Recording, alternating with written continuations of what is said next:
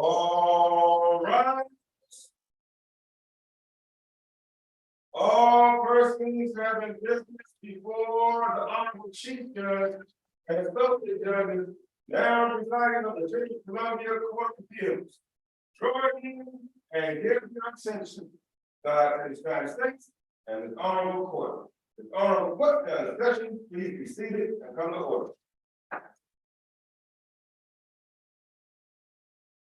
All right, good morning, everyone, and welcome to the District of Columbia Court of Appeals. We have three matters this morning. I'm Chief Judge Blackburn Rigsby, and I'm joined this morning by Judge Howard and Judge Ali Khan. Our counsel ready to proceed? Our first case will be, we're going to take the cases slightly out of order this morning. So our first case will be Maurice Ronnie Mitchell versus United States. May it please the court, Paul Maneri on behalf of appellant Maurice Mitchell. I would like to reserve 3 minutes for rebuttal. I'd like to start today with why the police lacked particularized suspicion to stop Mr. Mitchell. I welcome later questions on the timing of the seizure in this case, though ultimately I don't think that should affect disposition. And that's because even assuming that Mr. Mitchell was not seized until he raised his hand, the officers did not have a particularized and objective basis to seize him. There are 3 reasons why. First, no one had reported a crime. The officers here were responding to a shot spotter alert for a possible gunshot, and the government offered no evidence that it was reasonable for the officers to rely on that information. Second, even aside from the lack of evidence on ShotSpotter's reliability, the officers had no information about who fired the potential shot. There was no lookout description, and by the time the officers saw Mr. Mitchell, the universe of potential suspects was more than 3 square miles large. Third, nothing about Mr. Mitchell justified stopping him. He was not fleeing in any meaningful sense of the word, as this court has already said. His apparent nervousness is meaningless under the circumstances, and his attire was unremarkable for a bicyclist on a rainy September night. Counsel, can I jump in here? We have had a number of recent cases looking at this whole issue of reasonable articulable suspicion to stop someone. And Golden is one case that comes to mind. We have Funderburk, we have a number of other cases. How do you compare and contrast the circumstances here? Because in some of those cases, we did sort of parse out a timeline to look closely at the circumstances surrounding the ultimate stop. Right. So I think it's useful to start with Funderburk as a contrast with this case. The court's opinion in Funderburk put great emphasis on the fact that the officers had an exact location of where they thought the shots originated. Counsel, can I stop you for one moment, just for a point of order to ask our courtroom clerk? It appears that our live stream may have gone down. Okay, well, thanks everyone for your patience, and for those who may be watching us on live stream, we had some technical issues that have been resolved now, and we're going to resume with the case of Maurice Ronnie Mitchell versus United States and Mr. Maneri. Yes, thank you, Your Honor. Okay. So I believe we were talking about, you had asked about Funderburk and Golden, how they compare to this case. And I was discussing that in Funderburk, what the court placed emphasis on was that the officers had a pretty good idea of exactly where the shots originated. And they had that both from their own hearing of the shots and also an argument and the shot spotter information, which is different from this case. And then they arrived at that location immediately, and the court emphasized the word immediately in Funderburk, and that's 30 seconds. And that's a far cry from this case, where the officers don't see Mr. Mitchell until about 5 minutes after the purported shot. So I actually think this case is more similar to Bennett, where there was a lapse in time. The court said that for the purposes of that opinion, it would assume that it was about 7 minutes or more since after the robbery. And they said that proximity did not support particularized suspicion in that case. And Bennett actually contrasts with other cases where proximity does support particularized suspicion, and it has a string cite of cases where it says when the temporal proximity is moments or a minute or less, that might get you to proximity even when, I'm sorry, that might get you to proximity when there is a lookout description. But when it's more than that, when it's closer to the 5 to 7 minute range, like we have here, proximity does not support particularized suspicion. And here you don't even have the lookout description that Bennett is talking about, and that is in Bennett and Armstrong and Posey.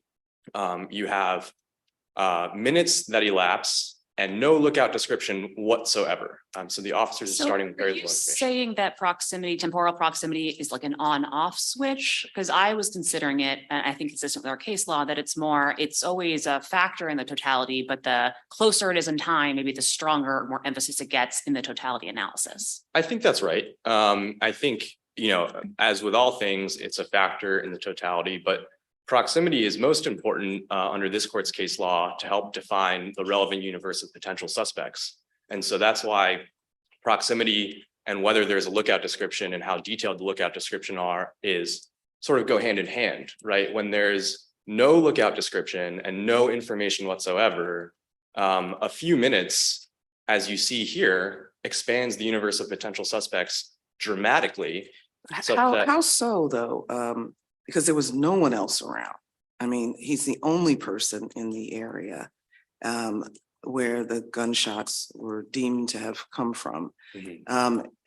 Doesn't that give more weight to the argument that he's the only one in the area? The shots were heard. It's not unreasonable, or perhaps the better way, it is reasonable to believe that being the only one in the area, that's a pretty broad area, makes it reasonable to think that he is connected with this. It'd be different, or wouldn't it be different if there were several people in the area several minutes after the shot and they single him out without a lookout? That to me seems more unreasonable. Here, he's the only one around, so. I don't think that fact actually matters that much, and I'll start with why it doesn't matter factually in the context of these circumstances, and I'll then get to doctrinally why I think it's less important that he's the only person they see, and it's more important that it's a large search area.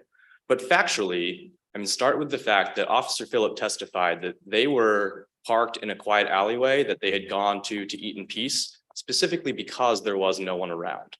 And they are in that alleyway until the moment that they see Mr. Mitchell. So all of the time that elapses before they see him, they're in an alleyway where they went specifically because there's nobody there. Once they see Mr. Mitchell, they immediately lock into him.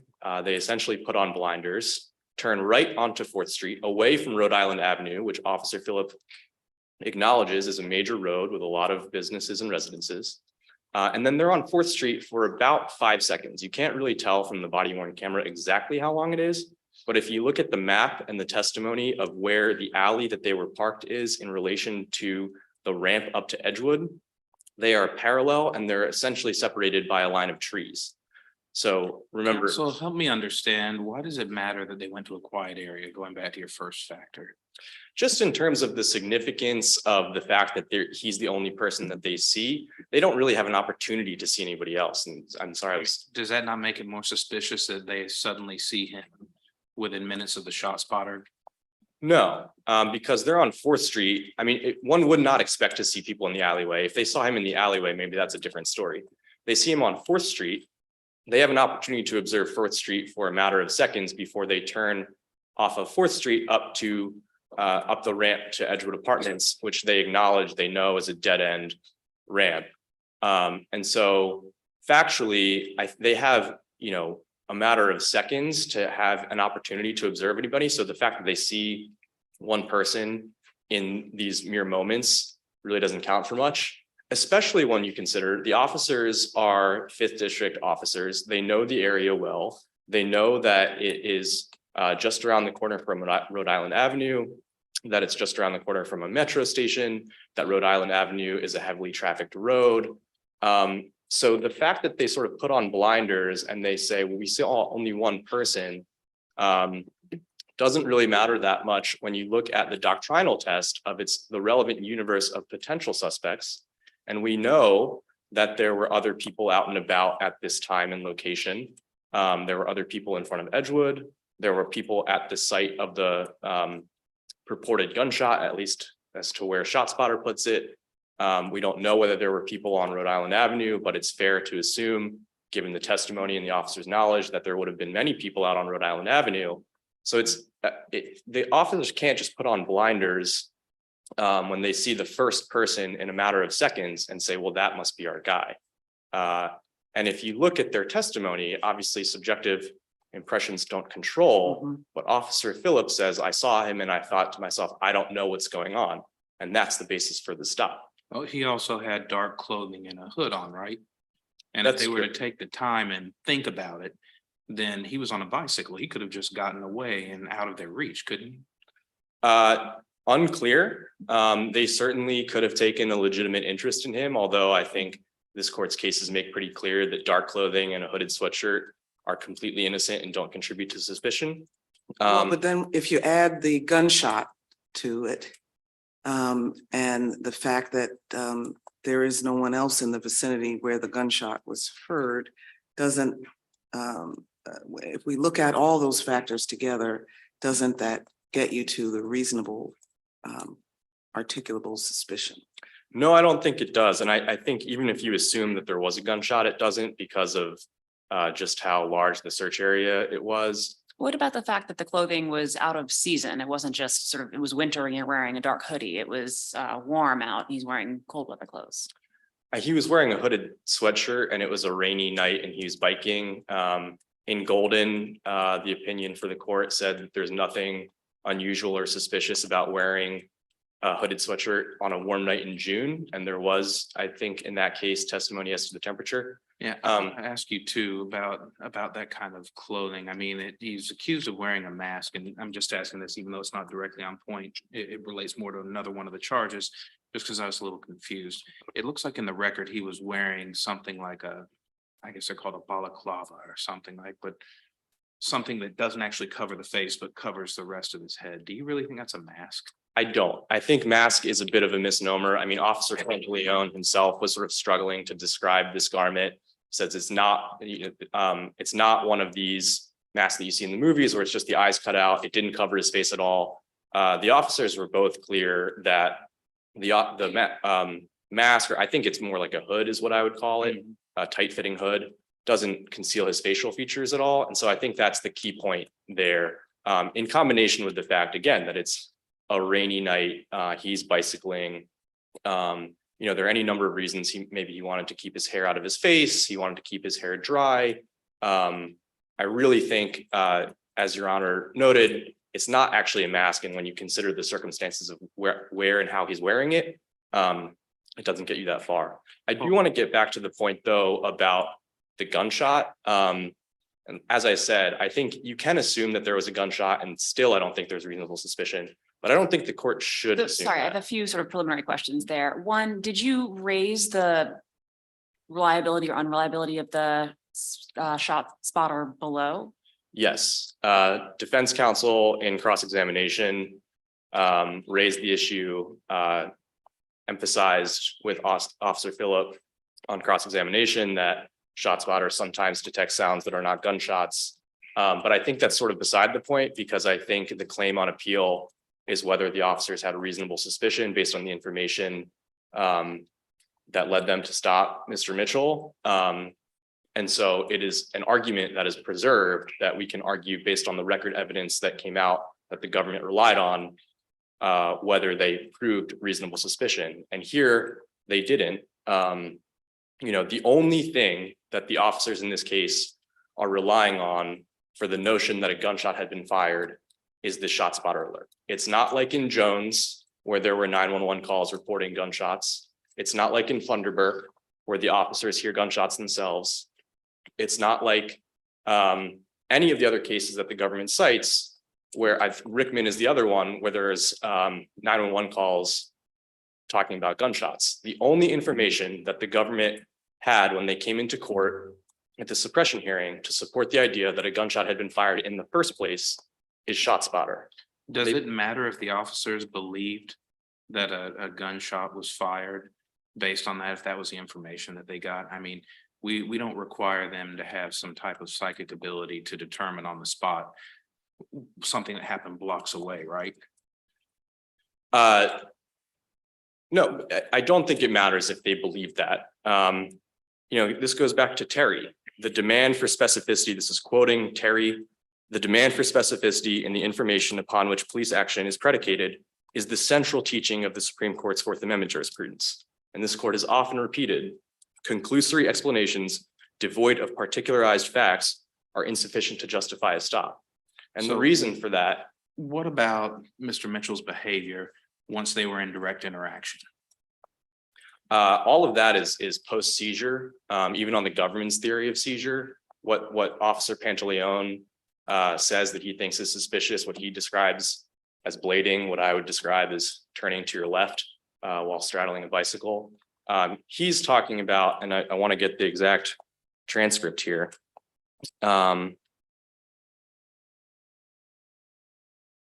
On page 115 of the transcript of the suppression hearing, where Officer Pantaleone is describing what he views as suspicious, he's saying, Mr. Mitchell has raised his left hand, but I could not see his right hand. That's the only thing that he is describing as suspicious, describing as sort of evasive behavior. And Well, on the he also government's theory of talked about seizure, in his experience, that type of movement is often a movement to conceal something. So he did add that to the description as well. right, and I think that goes to whether or not it is in fact suspicious, which I don't think it is, but that doesn't matter because at the point that Mr. Mitchell has raised his left hand, even the government agrees he's been seized. And it's fundamental that the officers need to have reasonable suspicion before the seizure. So anything that Officer Pantaleone is describing as potentially suspicious after the left hand has been raised is irrelevant to the totality of the circumstances and whether there's reasonable suspicion. Okay.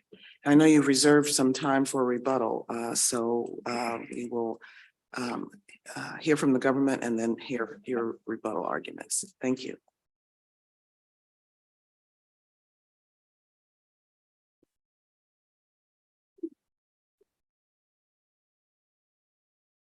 May it please support Bridget Fitzpatrick on behalf of the United States.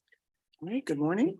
Good morning, Your Honor. I want to turn to the court's questions about the mask and how it fits within the context of the totality of the circumstances giving rise to the experienced officers' reasonable articulable suspicion when they honestly believed they were responding to an objective report of the sound of gunfire in the near proximity. The officers saw Mr. Mitchell go by on a bicycle at a relatively fast pace. And they could see that not only did he have a dark hood on a warm September evening over his head, but that there was something else underneath his hood, further concealing his identity. And in this split-second fast-moving situation, the officers weren't fully clear on the contours of the mask, but that they saw on a warm evening, there was something else underneath the hood that did actually conceal Mr. Mitchell's hair, which can be a very distinguishing feature if you're trying to identify someone. It did not conceal his face. And the officers in that split second weren't clear on whether it was something that could be used to cover part of his face or not. But they saw that there was something additional underneath a dark hood. And I think those But two you would agree factors- there are reasons why on a rainy night, someone may want to conceal their hair, especially if they have it processed in some way, shape, or form. Of course, Your Honor, but I think we have to look at the Supreme Court's opinion in our Arvizo, which makes clear the analysis and the lens through which we are to look at this type of evidence. And we're not to rule out innocent explanations, but look at whether it's reasonable. And I think there's one more factor to add to the mask underneath the hood. It's a warm evening, you have a hood, a mask, and as the cyclist sees the police officers, Officer Pantaleone's credited testimony is that there was an unusual reaction, a flinch followed by a swerve. And I think those four things have to be taken together and that they are mutually reinforcing to something that is not the probability of criminal conduct, but the reasonableness of a suspicion. If someone is flinching at me and swerving and increasing his speed, wearing a mask underneath a hood on a warm evening, Let me ask you. I then, should follow him. If the officers, as they testified, went to this area because it's quiet and no one's really there, why wouldn't the defendant in this case, the appellant, expect no one else to be there? And why wouldn't it be reasonable for them to flinch if they suddenly saw a car? So I think that that could be reasonable, but what the Supreme Court instructs is that the analytical framework for viewing this is not, is there an innocent explanation that perhaps this man expected to be alone and saw police, but could it be reasonable to think that this factor, this flinch, which I, as an experienced officer interacting with the public on a regular basis, don't typically see, combined with an increase in speed, a change in direction, apparent nervousness of looking backwards, close in time and proximity to a probable gunshot, is that enough suspicion that I, as an officer on the scene, seeing no one else there and not knowing if there's been an injury, a shooting, or what has happened, should I investigate further? And I think that the case law dictates that you take those factors in combination. You don't have to rule out every innocent explanation for every factor, but they can bolster and build upon one another. And here, by the time you get to the stop, you have not only a matter of minutes and a matter of blocks for the objective notification of a gunshot based on sound, but you have the flinch, the change in direction, the increase in speed, the hood with a mask underneath it. And then you have Mr. Mitchell, as the police are arriving, acting awkwardly with his body, seemingly trying to conceal something as they're walking up to him saying, show us your hands, show us your hands, show us your hands. It's a matter of seconds. This is the sort of fast moving, fluid situation where potentially in a potentially dangerous situation where the courts are encouraged not to second guess police officers' split-second decisions on the scene, that they should investigate, that they should look further. All they are doing is freezing the scene to determine what is occurring. All they are doing is Where's asking the Mr. line Mitchell. drawn that doesn't go to kind of utter absurdity. Like, as long as a police officer moves fast enough, anything they do is reasonable. Of course not, Your Honor. As long as they move fast enough and they are acting on reasonable suspicions in a scene. And I think the law, particularly this court's decision in Williamson, does acknowledge that when police arrive on a potentially dangerous scene, as opposed to something different, driving around in a neighborhood that has crime occasionally, but when police arrive on a scene where they think a crime, a dangerous crime with a gunshot being fired may have occurred within minutes, that there's more deference to their reasonableness when they're trying to freeze the scene and find out what's occurring. A police officer arriving to a shooting doesn't have to simply let everyone leave without asking any questions. They're not supposed to. Right, I think that our case law supports that argument. But to what extent? Because we do have some cases that are significantly distinguishable from the facts here. And I'm like Golden, like Bennett, like other cases where the officers actually hear the shot firsthand, or there's some description of some suspect that they should focus on. We don't have that here. We have a more attenuation with the shot finder, so the officers didn't hear the shot themselves. What you mentioned Williamson. Can you tell us how you think the facts in Williamson are more supportive of the circumstances as they unfolded here? Of course, Your Or Honor. any other case that you think would be more closely in line with the facts? 2 points. The first is Your Honor asked about Williamson, and in Williamson, the police were arriving on the scene of an assault, and people were fleeing the scene, and they momentarily stopped some individuals, even though there were many people on the scene, in contrast to what occurred here. And this court said, when the police are arriving to a crime that has occurred within minutes, it is reasonable to freeze some people and maintain the status quo while you figure out, is someone a witness, is someone a suspect, what happened? But in That terms, seems to me to make sense when they're arriving to the scene, but here they were following somebody away from the scene. It doesn't seem like they were finding where the gunshots had been shot and then stopping everyone that was there.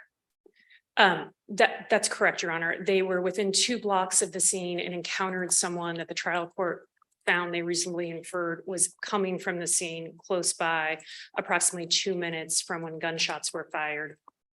Returning to the Chief Judge's question on the cases the most on point, I would highlight the DC Circuit's case in US v. Jones, which is a relatively recent case where MPD arrived on the scene, saw one person on the scene close in time. There was a 911 call corroborating the shot between seeing that individual and stopping him. There were not other factors such as the mask and the flinch that are present here. The police officers asked that individual to stop. He did not stop. It turned out he was wearing earbuds, and that was probably the reason he didn't stop. But the court found that the officers were reasonable in not seeing the earbuds, and that arriving on the scene so close in time with only one person present, and that person walking and not stopping, was enough to support the low bar of reasonable articulable suspicion. I would also highlight for the court the case in Nimmer, which is a Wisconsin Supreme Court case where it was the shot spotter that preceded the stop, and there was no other indicia of a shot that was fired. I do think it's important to look at the standard here. Are there any other cases from our court that you think would closely align with the facts here? Funderburk, Your Honor. I think the case in Funderburk, there was a shot spotter with a very specific pinpoint. There were multiple people on the scene. When the police officers stopped the suspect, who was the first person they saw, they could hear other people nearby. And this court found that under the circumstances of a shot so close in time and proximity, there was reasonable articulable suspicion to stop more than one person. I think it's important to think about shot spotter and what it is, because I understand the argument that you need more than shot spotter to have reasonable articulable suspicion that a shot was fired. But there was testimony about what it is, and the trial court found that shot spotter more accurately triangulates sound than the human ear. And so we would submit that this is a term of art that is used every day in Superior Court, much like field test. This is something where shot spotter reports are routinely produced in discovery to defense counsel. This is a system of microphones that detect sound without human bias, without access to grind or grudges like an anonymous 911 caller. And they alert officers so they can respond to probable gunshots within a minute. This is a system that's designed to deploy officers to the places where it's the most likely that a gun has been fired. Well, in this case, the officers didn't respond within a minute. And what do you make of this point about the bicycle and how drastically that expands the potential area for a criminal to be in? I think that if you can rapidly within 2 minutes take an argument to expand a crime scene to several square miles in a city, it would be very difficult to find reasonable articulable suspicion when the police do what they do every day to solve crimes, which is arrive on the scene and canvass as close to the scene as possible. It is perhaps plausible that a metro car is immediately there, or someone bikes on a bicycle at an incredibly fast pace and gets to the furthest distance that they can. That's definitely something that's plausible, but it doesn't mean that it's not reasonable for police, which is the standard when they're investigating, to go close to the scene and to look for people close to the scene in order to find out what happened when they think that a gun may have been discharged in the immediate area. But do you think it would make it less likely for someone on a bike 5 or so minutes later to still be within 2 blocks, not the 2 miles or however many more, but that they couldn't have gotten further than someone could have walking? No, Your Honor. I think that would be a sort of speculation that the case law tells us we don't have to engage in, because the case law is clear. You don't know what happened after a shot was fired. Someone could have stayed on the scene 2 to 3 minutes. Someone could have fled immediately. There could have been a continuing fight. But here, the trial court took care to look at the map, asked the officers about the map, and found that it was reasonable for the officers to infer that that bike was reaching them at about the time it would have taken from the shots, given the totality of the circumstances. I'd like to draw you back to an earlier point you were making and into our case law again, you know, you last addressed Funderburk. I want you to address Golden. You've made much of the nervousness and the flinch and the clothing, but in Golden, we seem to be of the mindset that the nervousness was not enough on its own, absent some objective evidence of possession of a gun to go along with it. Where's the objective evidence that helps in this case? Thank you, Your Honor. I think that draws an important distinction between two different lines of cases. And you see a line of cases where police are observing nervousness in high crime areas when they come upon with 1 to 2 police cars, individuals who are standing there with no other indicia of criminal activity. And then the court is looking at how much suspicion can you infer from reasonableness in that circumstance. And that was the circumstance in Golden.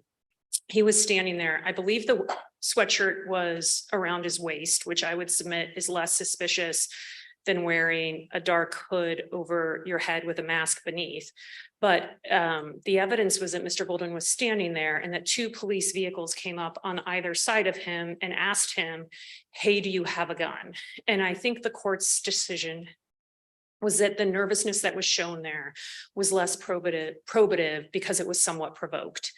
Here, you have the flinch upon seeing the officers immediately, and you have an experienced officer whose testimony was credited saying, I drive around the city, people react to me. This was different. This was a look. This was a flinch. It was an oh no, followed by a swerve and an increase in pace. And here, the police aren't just driving up upon someone. They're arriving on a scene where their best information is that a gun has been fired approximately 2 minutes and 2 blocks away, and they don't know what's happening, and they're trying to discover what's happening. I think the trial court got this one right when it said it would have been malpractice. They would have been derelict in their duty if they let the only person they saw near the scene simply bike away without obtaining any information. And by the time the police follow Mr. Mitchell and effect a stop, they have several more factors going into reasonable articulable suspicion, including his somewhat strange behavior as he's trying to get into the apartment. And the police are asking him to put up his hands, which if you watch the body worn camera footage, Mr. Mitchell does not do immediately. He sort of makes a weird turning gesture, which the officer describes as blading, trying to conceal one portion of his body. And that's how the officer construes it on the scene. You can see on the body worn camera that the officers are getting nervous as they're walking, that they truly do believe he has a gun as they're watching his movements. Now, your friend on the other side says we can't look at that blading because he had already been seized. Do you have a position on that? And I guess I would also note there's only about a 10-second time frame between the potential that he was seized when you told him to stop or the officers told him to stop and when the blading happened. And so do we even need to kind of pick a point in time where we think the seizure occurred? I don't think you need to pick a point in time because I think there's enough without the blading when you take into account the temporal and geographic proximity, the mask, the hood, the flinch, the swerve, and the change in and the increase in speed. But I do think that this court can legally find when the seizure occurred. And I think here, both sides agree on the standard, which is when you had submission to the show of authority. And if you watch the body worn camera, and if you read the testimony of the officers, they're saying several times, show your hands, show your hands, show your hands. And the defendant's turning. And once his hand is up, I think we agree he's seized at that moment, but he is turning to conceal sort of as part of this movement. So we would submit that sort of strange, awkward movement on a bicycle that in retrospect makes sense because there was a Winchester rifle hanging from a bag on the handlebars. That sort of strange movement that if you watch the body worn camera, you can see is somewhat instilling fear in the officers as they're coming up that he has a weapon can be taken into account as part of the analysis. It's near simultaneous as the officers say, show us your hands. Is there a better movement if I'm trying not to have a bike suddenly drop and potentially scare armed officers? So I think Officer Pantalone testified that if you were straddling a bike, you could just go like this, and that he didn't just go like this. And again, this is something that may be capable of an innocent interpretation, but the Supreme Court instructs under Arvizo that you can also have a reasonable suspicious interpretation, particularly when bolstered with the other facts. Also, by this point, Mr. Mitchell is trying to get into an apartment building and appearing to have some trouble. I see my time is up. There was one additional item. I did want you address. to briefly address this eyewitness exception. I don't know if that was the additional item that you wanted to address as well. Yes, Your Honor, I was hoping to also address the previous panel decision All right, on this topic, but I. that's fine. We can do both. Excellent. So the eyewitness exception, I think, is set forth in Williamson and Adams, and I think it is something that's almost embedded in the trial court's decision here, which is the idea that if you're talking about a limited seizure, and I want to be clear that this is not a case where the facts we're discussing resulted in tackling Mr. Mitchell. It is a seizure, right? But the limited intrusion in this case was to say in an environment where they thought there might be a gun, show us your hands. And I think if you look at the court's opinion in Williamson, you'll see this idea based on the model code that when police are arriving to a potentially dangerous scene and they don't know what's going on, their investigatory powers are at their height, and there is the most deference to their reasonableness because they have to figure out who is a witness, who is a suspect, what happened. And in those circumstances, it would be malpractice, as the trial court found, to simply let everyone leave without getting any of their information. And the police also have to protect their own safety. And so in those circumstances, saying, show me your hands in order to ask questions or in order to do something else is reasonable while the police sort out, are you a witness? Are you a suspect? What's going on here? In this case, within a matter of seconds of saying, show me your hands, the police saw the Winchester rifle hanging from the canvas bag on the bicycle. And the fact kind of progressed to probable cause and that he probably had the gun. But in many cases, if the police were coming up on someone found in these circumstances and they hadn't seen a gun, they might ask questions. And you see that in other of the fact patterns in the cases cited by both sides here. And Williamson sort of says that's what you want the police to do. They don't have to be someone that sits passively by recording what everyone's doing when they arrive on the scene. You want the police to get in there to investigate. And if they think there's been a gunshot, they should do that safely by saying, show me your hands. So the eyewitness exception is the idea that if you have reasonable suspicion that there has been a crime and that this person knows something, the police can take these limited investigative steps, such as saying, show me your hands, and asking a few questions to the only person they've seen close to the scene. I did briefly want to address the prior panel decision in this case that held that Mr. Mitchell could be released pending appeal. And just note, because it was cited extensively throughout Mr. Mitchell's brief, that the court in that decision expressly stated that it was not answering the Fourth Amendment question here. What the court in that case was doing was saying, let's look at some of these factors that are going into the reasonable articulable suspicion analysis in this case. And if you look at these factors, is this a close case? And the prior panel said, yes, it's a close case. Some of these factors have gone different ways in different cases. What the court didn't do, and was very candid that it was not doing, was try to resolve how all the different cases that we're citing and discussing now would apply to this case or could be resolved with one another. The court expressly left that for this court. And indeed, the prior panel did not even consider some of the factors, such as the mask that we're discussing now. And the prior panel did not have the benefit of the DC Circuit's opinion in Jones on such similar facts. We would submit that the question here, arriving within minutes and blocks of a gunshot and seeing one person on the scene, were the police reasonable, and asking that person who has a hood over a mask at night and flinched upon seeing them, can you show me your hands? If the hallmark of the standard they're going to be judged by is reasonableness, we would submit that the police conduct here was reasonable. Thank you. Thank you, Your Honor. All right. Rebuttal, Mr. Maneri. Thank you, Your Honor. I have a couple of points that I'd like to address. I want to start with Williamson and the eyewitness exception. The government counsel said a couple of times that the deference to police is at its highest in a situation like this. I think that's exactly backwards. What Williamson says is that the eyewitness exception is much more narrowly circumscribed than the related provisions dealing with the stopping suspects.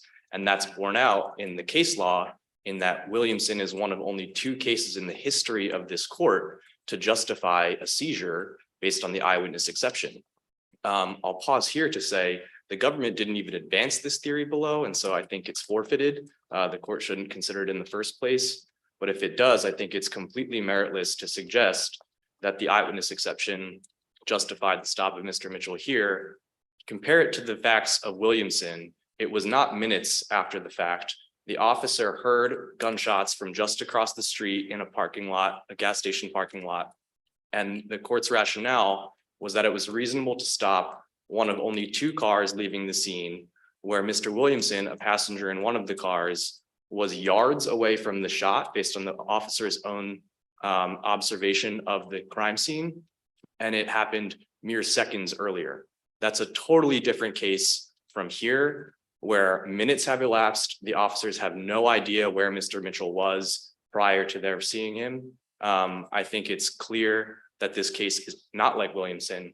And I think to accept the government's argument about how the eyewitness exception functions would essentially endorse dragnet searches anytime the officers think that a crime has been committed within a certain block radius, that they can stop anyone within that radius, regardless of what that person is doing or wearing, just on the possibility alone that that person might be a witness to something that happened nearby, maybe.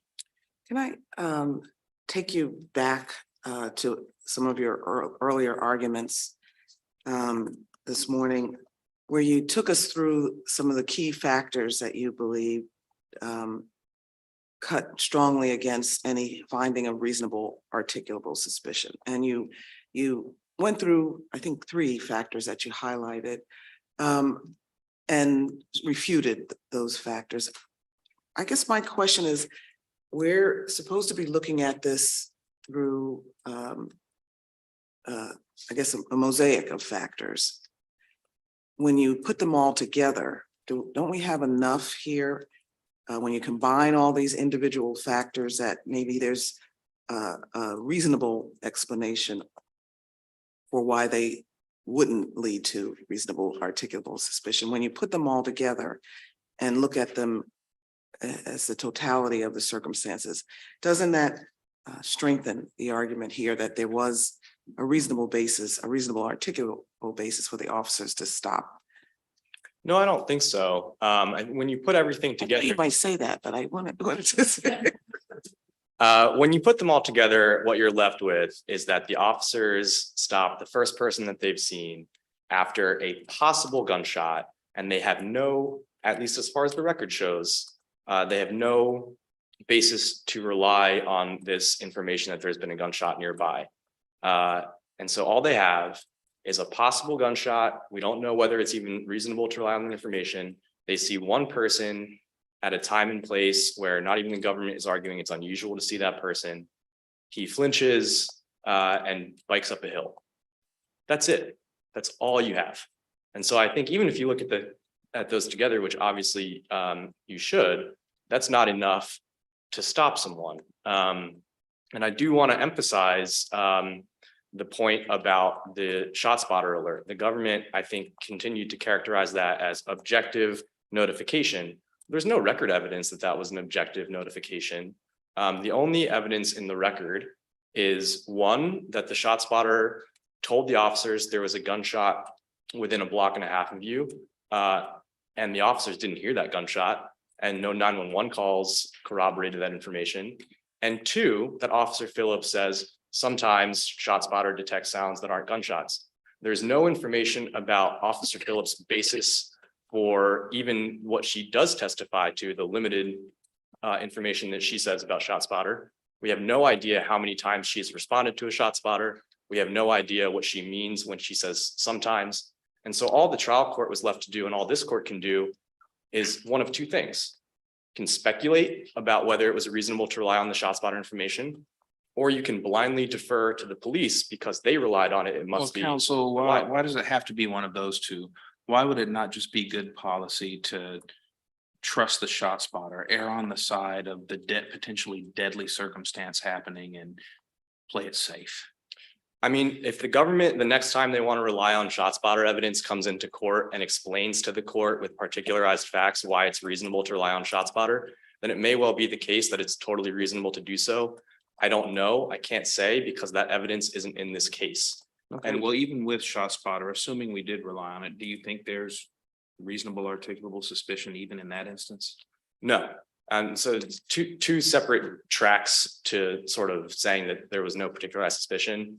One is, well, the entire genesis of the search, the shot spotter information, there's no way to meaningfully assess its reliability. And so under TLL, under well-settled principles of Fourth Amendment jurisprudence, it doesn't contribute to articulable suspicion, and it takes it off the track that the government was describing where there has been a recent report of a crime. But even if you don't like zero out the shot spotter information, I would point out that this case is still different if you give shot spotter very little weight based on the testimony and the information in the case. It's still completely different from cases like Armstrong and Bennett and Posey, where the police officers have either themselves seen an armed robbery occurring, or by the time that they broadcast the lookout, they've met and talked with the complaining witness. So they know that a crime has been committed. And so even if you don't zero out the shot spotter information because you can't assess its reliability whatsoever, I think shot spotter gets very little weight and you end up in essentially the same place. Briefly, I just want to address a couple of more things.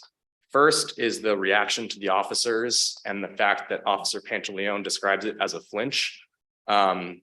I think Golden is instructive that we don't just accept the labels that the officers use. We look at the objective evidence and whether it is in fact suspicious. We don't accept the conclusory assertion that it is. And when you look at the totality of the circumstances here, as Judge Howard noted, Mr. Mitchell is riding his bike and the officer's car appears out of this alleyway.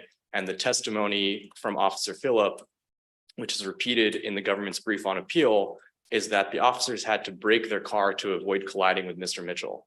And so I think it's not just one possible innocent explanation, but it is a totally reasonable, completely unsuspicious reaction when you see a car braking to avoid hitting you, that you might flinch a little bit. And then nothing that he does after that is suspicious either.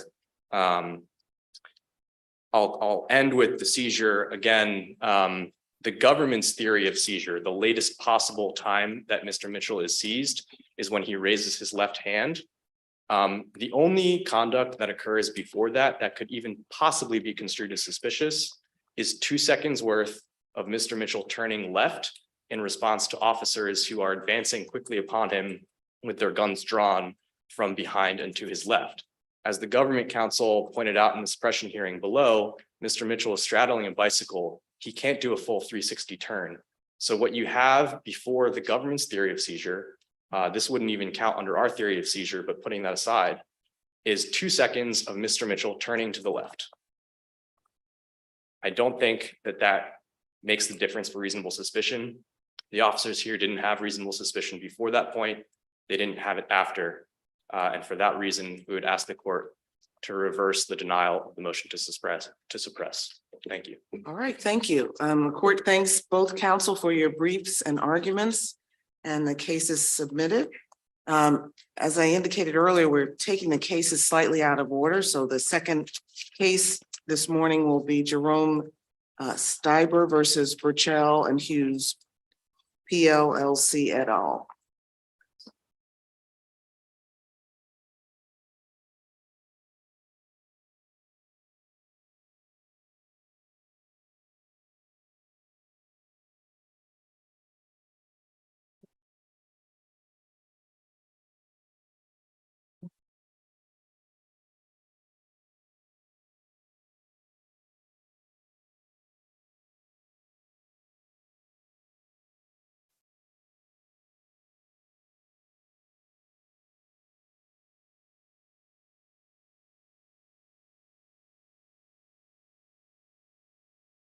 All right, good morning. And council, are you ready to proceed? I am.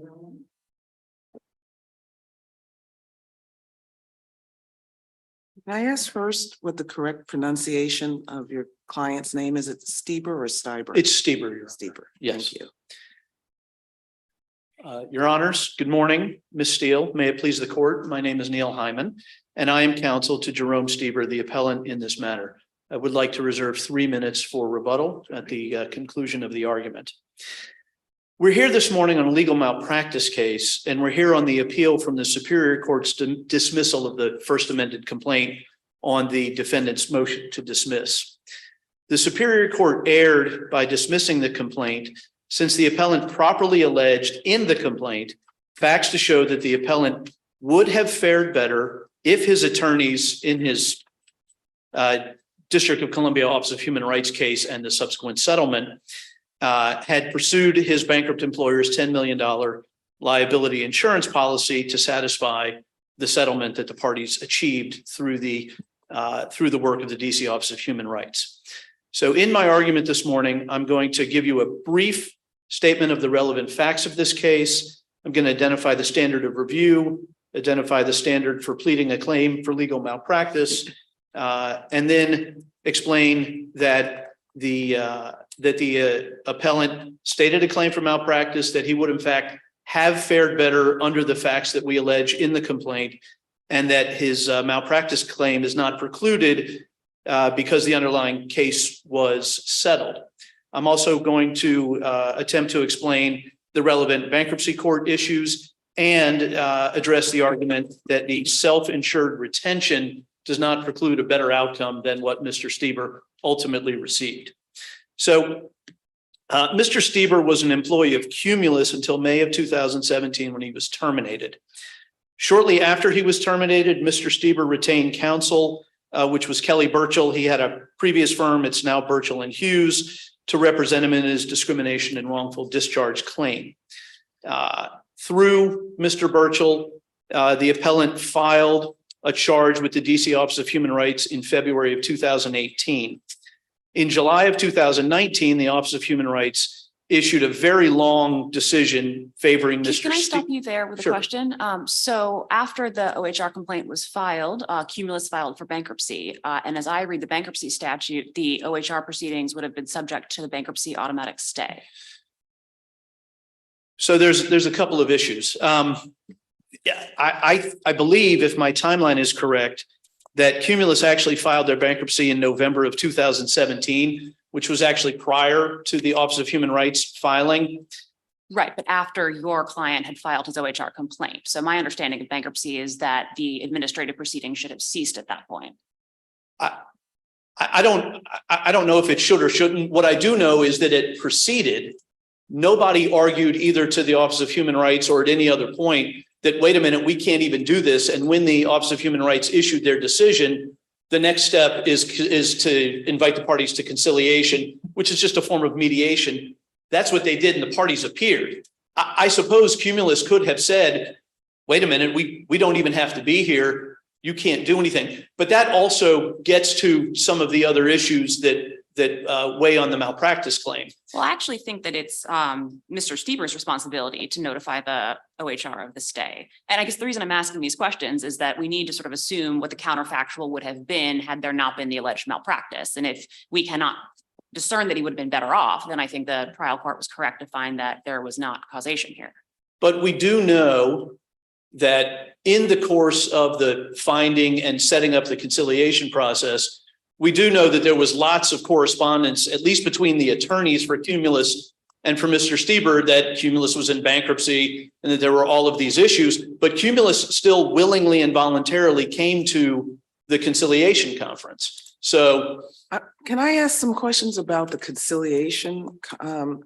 sure. And the mediation, your client with his counsel present reached a settlement agreement. That's correct. And as part of that settlement agreement, your client agreed to take a lesser amount, 360,000 as opposed to the 1.5, 1.6 million. I assume that that's part of the normal settlement, the settlement discussions, not part of this proceeding necessarily, but in a typical settlement, there's some back and forth, some give and take, which I assume or presume was the reason that the number dropped from 1.5 million down to 360,000. So why, what is the basis for your malpractice claim grounded at all in anything that happened during the settlement conference to reduce the initial amount that your client was seeking as a settlement? Right. So the issue is not that the parties valued the claim at $1.16 million. I mean, that's part of how they got to the $360,000 settlement. But Your Honor is correct that in these mediation sessions, all kinds of numbers get thrown around and ultimately the parties arrive at whatever the actual number is. The issue, not with the 1.16 million, but with the 360 is, and again, there's lots of evidence, and obviously we haven't gotten into any of this because we're only at the motion to dismiss stage, but there's lots of evidence where my client says to his attorney, I will take the 360 and you can have 60,000 as your fee, as long as I'm actually getting $300,000 in cash from this settlement. There are a number of communications from the firm to my client, even up to the day that he only got to $12,000, that yes, you're getting $300,000 in cash.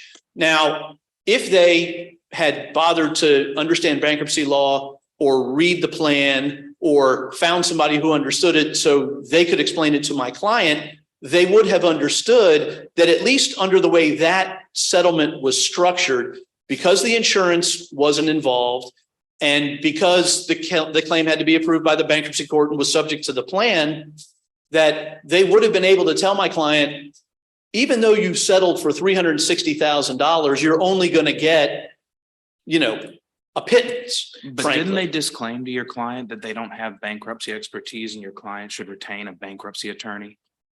Well, you're a little bit outside of the complaint, but yes, that did happen.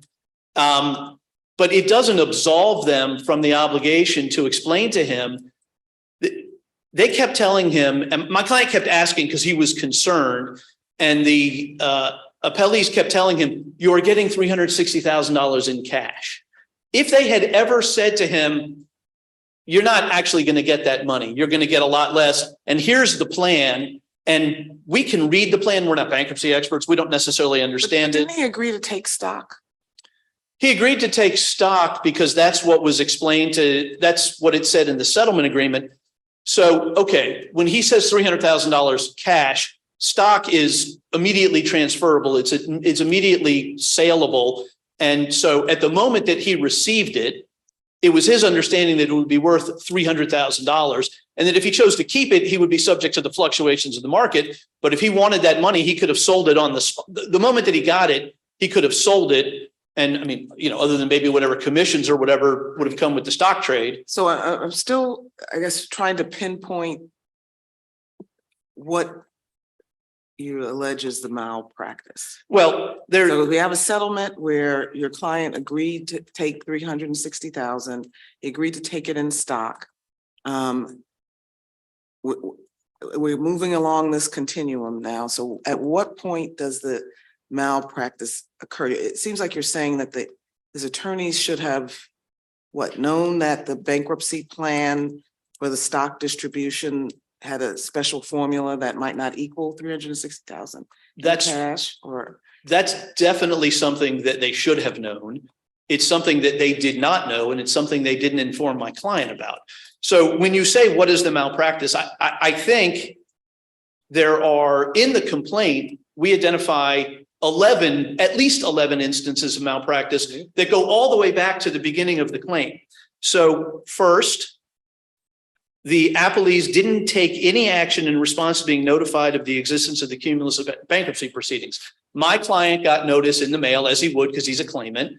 He sent it to his attorneys. I think it was December 5th of 2017. They didn't do anything. That's a problem. now that December date, remembering the dates correctly, was after the settlement. No. That's before the settlement. The settlement was in January of 2020. The notification of the bankruptcy was filed in November of 2017. So my client got notice from the bankruptcy court, I think December 3rd, 4th, or 5th of 2017. And he emailed it to his attorneys and said, hey, I got this. This is before he files the human rights. Yes, that's correct. So at that juncture, his attorneys could have advised him to file a notice of claim. They could have advised him, hey, we don't do bankruptcy. You need another attorney. But ultimately, his claim does get filed and Yes. Cumulus waives any timeliness concerns. So how would he be better or worse off? So I'm going through the timeline. So that's the first instance. Sure, but I would like an answer to my question. I'm If they sorry.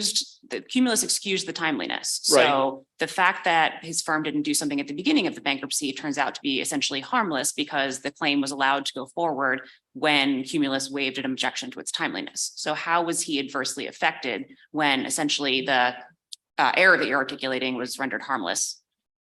I don't know that he was adversely affected then. It's just part of the continuum of all the In many order things to that the appellees establish did wrong. malpractice claim, Yes. you need breach and damage, right? And so I'm saying I take your point. If we assume there's a breach here, it was ostensibly forgiven because Cumulus did not object to the timeliness of the claim. Okay. So if you then follow the continuum, there are a number of other things that the appellees failed to do, including, but not limited to, they didn't read or understand the plan. Because if they had, they would have been able to tell my client that even though you settled for $360,000, you're not getting it. Okay. They did not do anything to pursue the insurance piece of this claim. Now that actually goes back to the very beginning, because if they had filed a notice of claim, if they had tried to lift the stay and pursue an adversary proceeding, and there's lots of case law that says that they could do that. That's not speculation. The appellees want to tell you that, well, it's speculation to say that a bankruptcy court would just allow that. But there's lots of case law that suggests that where there's insurance such as this, that is exactly what the bankruptcy court will do, will allow a lift of the stay to allow someone like my client to pursue a liability insurer. But your client's claim was not actually stayed. He pursued his OHR complaint in violation, I think, of the automatic stay provisions. So his claim wasn't stayed, right? And Cumulus waived any of that. But the failing of the appellees is that because of all of the things that they didn't do, we end up in this situation where all they can do is go to the conciliation conference. Had they, and again, the issue is they didn't properly pursue the insurance.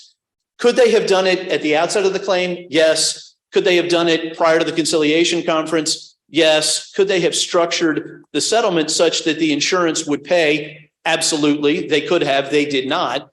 And this is really the nub of the problem. Help me understand, counsel, a little bit how they could have pursued it. Having been one of the ALJs of the Commission on Human Rights, OHR doesn't adjudicate anything. No, I know. There's no, the best they could have gotten was an investigator subpoenaing the insurance records unless Cumulus wanted to turn this over. Right. And so was there, what could they have really done there? OHR wasn't going to make a determination of liability. At best, they were going to have what they did, the letter of determination saying probable cause, and this would have had to have been either certified to the Commission on Human Rights if a party didn't participate in conciliation or conciliation didn't work out. Right. And then we would start all over de novo and it would be adjudicated, which in my view may have been the place to file the suggestion of bankruptcy. Sorry, I'm giving you a lot of feedback here on it, but like where could they have pursued the liability insurance in this? Where do we have evidence that they knew about it ahead of time where they could have structured it? We do have evidence because there's email correspondence between Mr. Burchell and Ms. Tang and Mr. Nicolini, who's Cumulus counsel, where Mr. Burchell says, what's going on with the insurance? And Mr. Nicolini says, oh, we're trying to figure it out. We're talking to him, You said it's something they needed to press on more, not that they knew the terms and That's should have correct. known how to structure it, but at some point they had notice and should have engaged in some due diligence. So when we filed this case, we served a subpoena on the insurance company. We got not only the policy, but we got all the correspondence about the coverage, about this particular case. If I can do that, Mr. Burchell can do it. I mean, Well, you had the ability to file a subpoena because you filed a case. At OHR, the only party that had the ability to file a subpoena was the investigator who was doing the investigation in the case before conciliation. fair enough. So Only the attorneys could have done it at the commission, but Mr. Burchell could have asked that the commission do it. He also could have insisted, we're not going to do the mediation until we see the policy. I mean, that's Well, I pretty think that's standard. fair. This never went to the commission, so the commission couldn't have done anything. That's correct. But you're saying that after they had notice, they didn't even ask for the insurance policy for purposes of the conciliation. They asked about it once. They got, I would say, rebuffed. You know, Mr. Nicolini didn't just turn over the information and they just said, oh, well, we don't care. We don't know. We're going to show up to the conciliation. But, and I see that my time is up. So have I?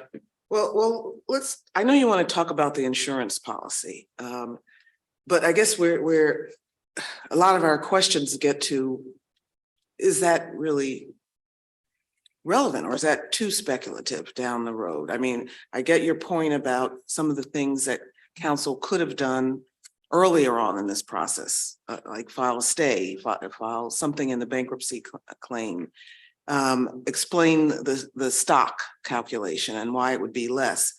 But don't we get a little bit too speculative when we start looking at the insurance policy, which had a self-insured retention clause that says that the insured, I guess your client, would have been liable for the first, My client's not the insured. sorry, The Cumulus cumulus, is the insured. the first 350,000, Right. Right. which they apparently didn't have. Right. So because they're in bankruptcy, they can't be required to pay it. So, and again, there's case law, there's lots of case law that talks about how, and we cited it in our brief, that talks about how in this particular instance where you have a bankrupt insured, that the liability carrier remains responsible subject to that self-insured retention. So, and this is just speaking from personal experience, I have been in this particular situation. You can structure a settlement that takes into account that self-insured retention, and the liability carrier is still on the hook for any excess. So again, So based on that 10 grand and he got 12 grand. So in our counterfactual of would he have fared better, he fares worse in your hypothetical. no, because had the appellees done their work to get their hands on the policy and understood what was in the policy, they could have structured a settlement. If the goal was to get Mr. Stever $360,000, they could have settled the case for $710,000 with the understanding that the liability carrier will still pay and my client can or cannot ever collect from the insured. Assuming Cumulus was willing to, isn't that highly speculative that they were going to agree to something more than the 360,000? Cumulus it doesn't matter to Cumulus because they're not paying it anyway. But If they you've end got up the coming insurance out of- company Well, involved, counsel, if they end up coming out of bankruptcy, I can imagine at least a scenario where now my insurance is going to cost more, drop me entirely. Like it's still, even if it doesn't affect them, it seems highly speculative that they would agree to it. We have to assume a mentality there for them at a minimum.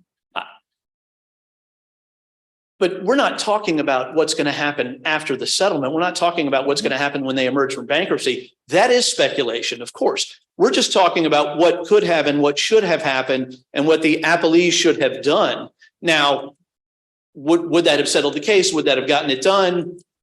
Let's just assume that all of these things happened because they did. The only thing that didn't happen was that the appellees just didn't know or understand the issues in bankruptcy, didn't advise my client of the issues in bankruptcy, and didn't discharge their duty to go after every possible means of recovery so that my client could get the deal that he bargained for. There's no way the appellees tell my client, you're getting $360,000 in cash. He gets $12,000 in stock, Well, but he and agreed that's to not stop. malpractice. What's that? He agreed to stop. Sure, but he should have gotten $360,000. And they also agreed to go forward and waive the fact that the notice hadn't been timely given, That was part of the settlement, right? but that was only for the purpose of putting the money through the plan. Right, that's part of the settlement. So you're suggesting that after they settled, after there was an agreement to the 360,000 and to accept the stock, that there was more, and after they had waived the initial notice that council failed to give in the bankruptcy proceeding, that they should have then gone on and sort of retrace their steps to try to do more in a settlement? No, they should have done all of that before they ever got to the conciliation. The malpractice issue is that when they But then came to the went- conciliation, they weren't prepared. And they sold my client on a So settlement. you're saying the malpractice occurred before the conciliation or after the conciliation? I think it occurred both before, during, and after, Okay. because they came unprepared. They told my client completely the wrong thing. And then when they finally figured out what they did wrong, they went to my client, they said, give us a release. You keep the 12 grand, give us a release. I know you reserved some time for a rebuttal, Mr. Hyman, so we'll hear from Thank you. opposing counsel, Ms. Steele. Good morning, Your Honor. May it please the court. Good morning. I have listened very carefully to Mr. Hyman, who focuses exclusively on what he thinks my clients did wrong. He does not mention causation. He does not provide, as this court requires, the factual content to link up those alleged errors with the alleged loss. The alleged loss that Mr. Stieber sets forth here in his complaint is that his so-called discrimination claim was worth less. It was not worth as much. And the only way, and the two causation theories, regardless of what the errors were, regardless of whether they were pre or post conciliation, he's alleging, first and foremost, that somehow he could have obtained better settlement terms, a different structure, that more money would have been allowed. Seems pretty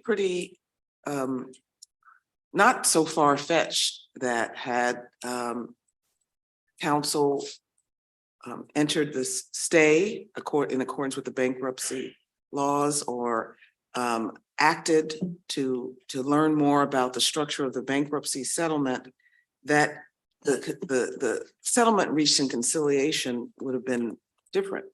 I mean, they went into conciliation having to waive the fact that notice wasn't given. So that starts them off at a deficit in this conciliation discussions.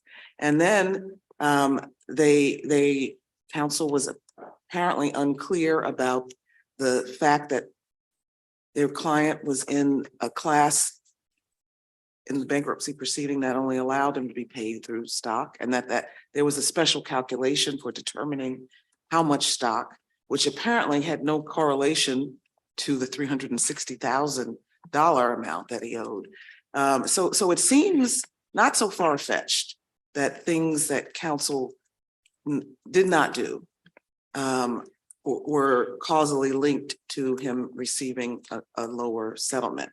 Can you maybe talk me off that ledge here? I can, sure.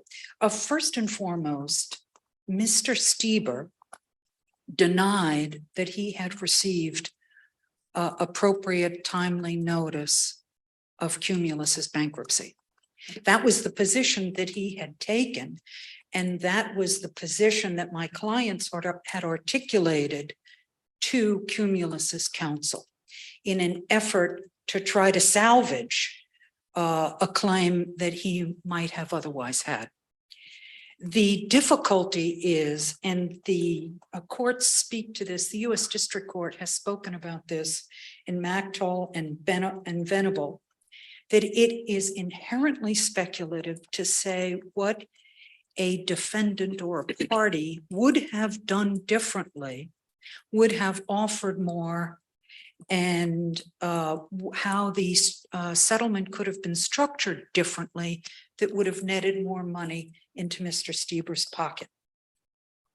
The difficulty here is that because Cumulus was self-insured for the first $350,000 worth of loss, it was essentially, as the case law holds, uninsured for the first $350,000. So it was uninsured, and that was communicated by Cumulus's counsel. They basically said euphemistically, we don't have insurance to cover this. So it's inherently speculative that Cumulus would have offered any different terms. And then on top of that, it would have had to have been approved by the bankruptcy trustee. And then on top of that, we'd have to speculate that the bankruptcy court, in this case, Judge Chapman, would have approved any additional terms, approved an additional allowance, and her job as the gatekeeper of the bankruptcy process is to adjudicate a claim that's in the best interests of the bankruptcy estate. And so Pietrangelo, this court's decision in Pietrangelo, I know Your Honor wrote the opinion, this court's decision precludes us from speculating about what a bankruptcy judge would have done, even if all these other dominoes had fallen into place. So that's a hurdle that cannot be overcome, regardless of the alleged malpractice that causes the injury. Well, Ms. Deal, when we're trying to figure out the sort of case within a case for causation purposes, I think we need to figure out how this came from the 1.16 figure down to the 360,000. If it was the case that that was the bargain that was reached to have Cumulus waive the timeliness of the claim, then it does seem like the alleged malpractice did have an effect on the amount of money that the claim that went into the bankruptcy estate. I very much take your point that once the claim is going through the bankruptcy conveyor belt, there's nothing that your client could do, but I think your client did have a lot of leeway between that initial 1.16 valuation and what the settlement actually resulted in. Well, what we know from the public filings, Your Honor, is that the proof of claim that was filed with the bankruptcy court with permission of Cumulus was for 1.5 million. And under the bankruptcy rules, much like the civil rules, the proof of claim is like a complaint, and it's got an ad damnum. And you can put in any amount of money in the ad damnum, but you still have to prove it up at the end of the day. And the difference between a proof of claim and what's allowed are two very different things in the bankruptcy procedure.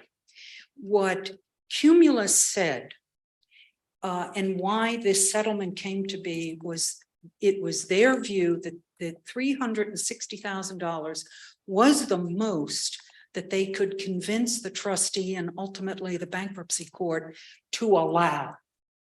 Well, but it wasn't that in light of there was some negotiation about waiving the late notice and agreeing to go forward.